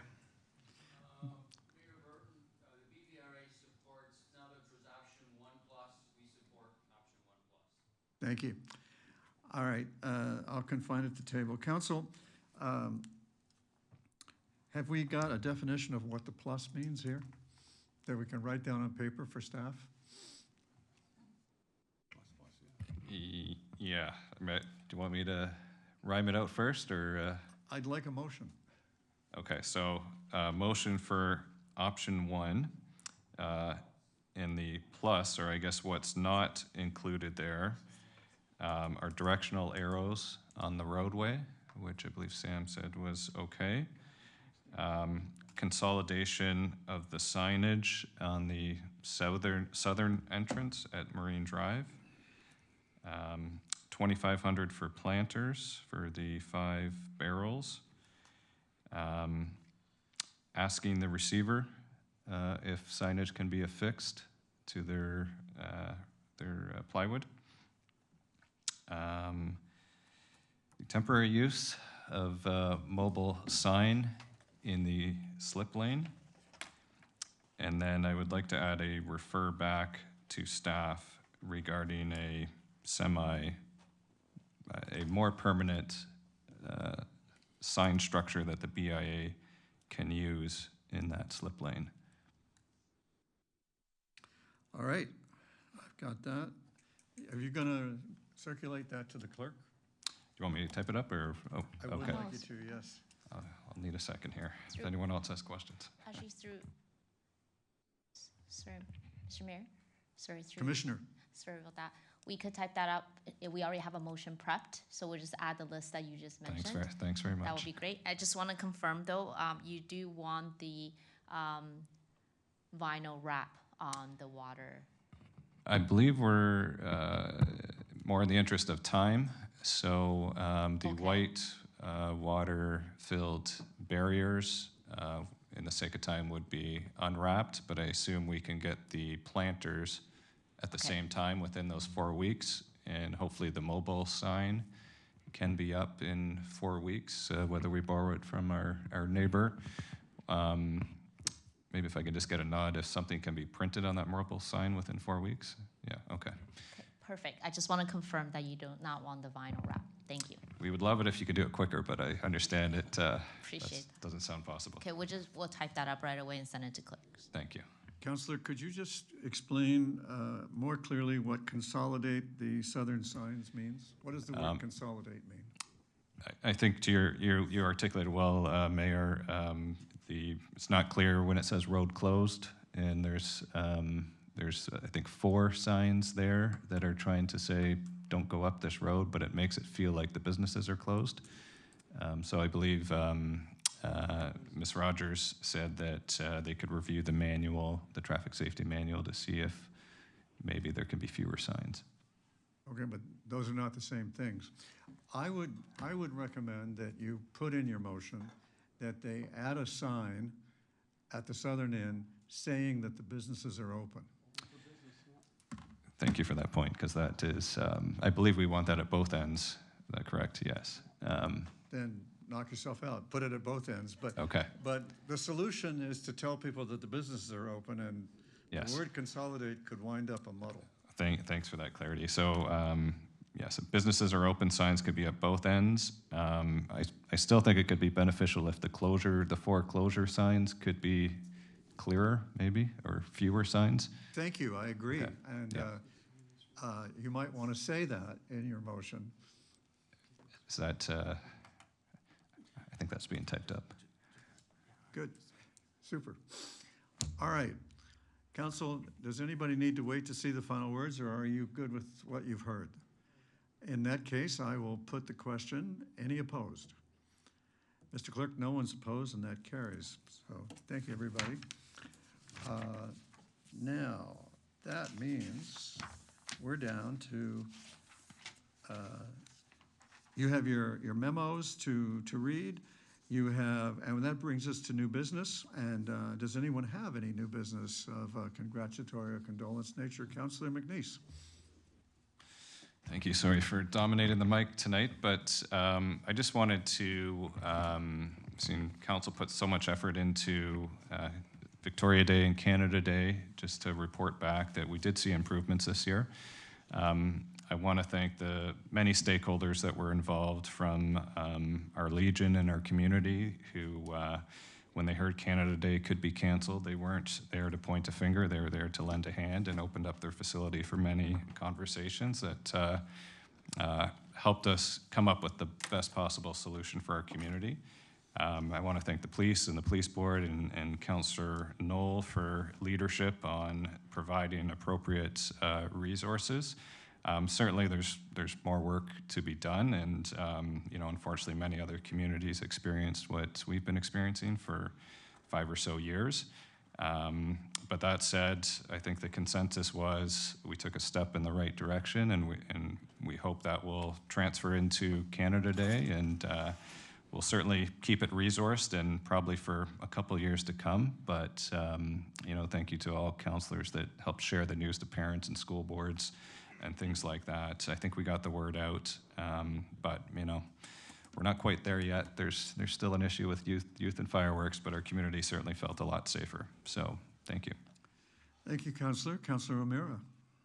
Well, I didn't want to take Councillor Adams or Councillor Luschen's wind out of their sails, but I just want to thank them and Councillor Knoll for the Northeast Oakville Fair on Sunday, which was great in spite of the rain. And my son getting soaking wet. It was a great time. So, and the community did a great job up there. So just hats off to the three of you for the work you guys did, and the committee as well that was involved in that. It was a great event, and actually the rain made it seem a little more intimate. So well done on that one. Thank you, Councillor. Councillor Adams. Well, you just grabbed what I was about to say, which was a giant thank you to the Northeast Oakville Fair Organizing Committee, who, despite the record amount of rain that happened on Saturday in Toronto, yesterday's weather turned just good enough that we were able to hold the Northeast Oakville Fair. And I do want to thank Councillor O'Meara and his family for joining us, and of course Councillor Knoll, who became our sound engineer. His self-appointed names of sound engineer, but he did a fantastic job running the sound show for us, so we appreciate that. We did have a surprising number of people who showed up. I understand it was 1,200 bags of popcorn that were handed out, and we increased the number of cotton candy packages that we handed out by 50%, and so, you know, there was a good time had by all. So thank you very, very much. And a special thank you to our events team that helped us make the day work so great.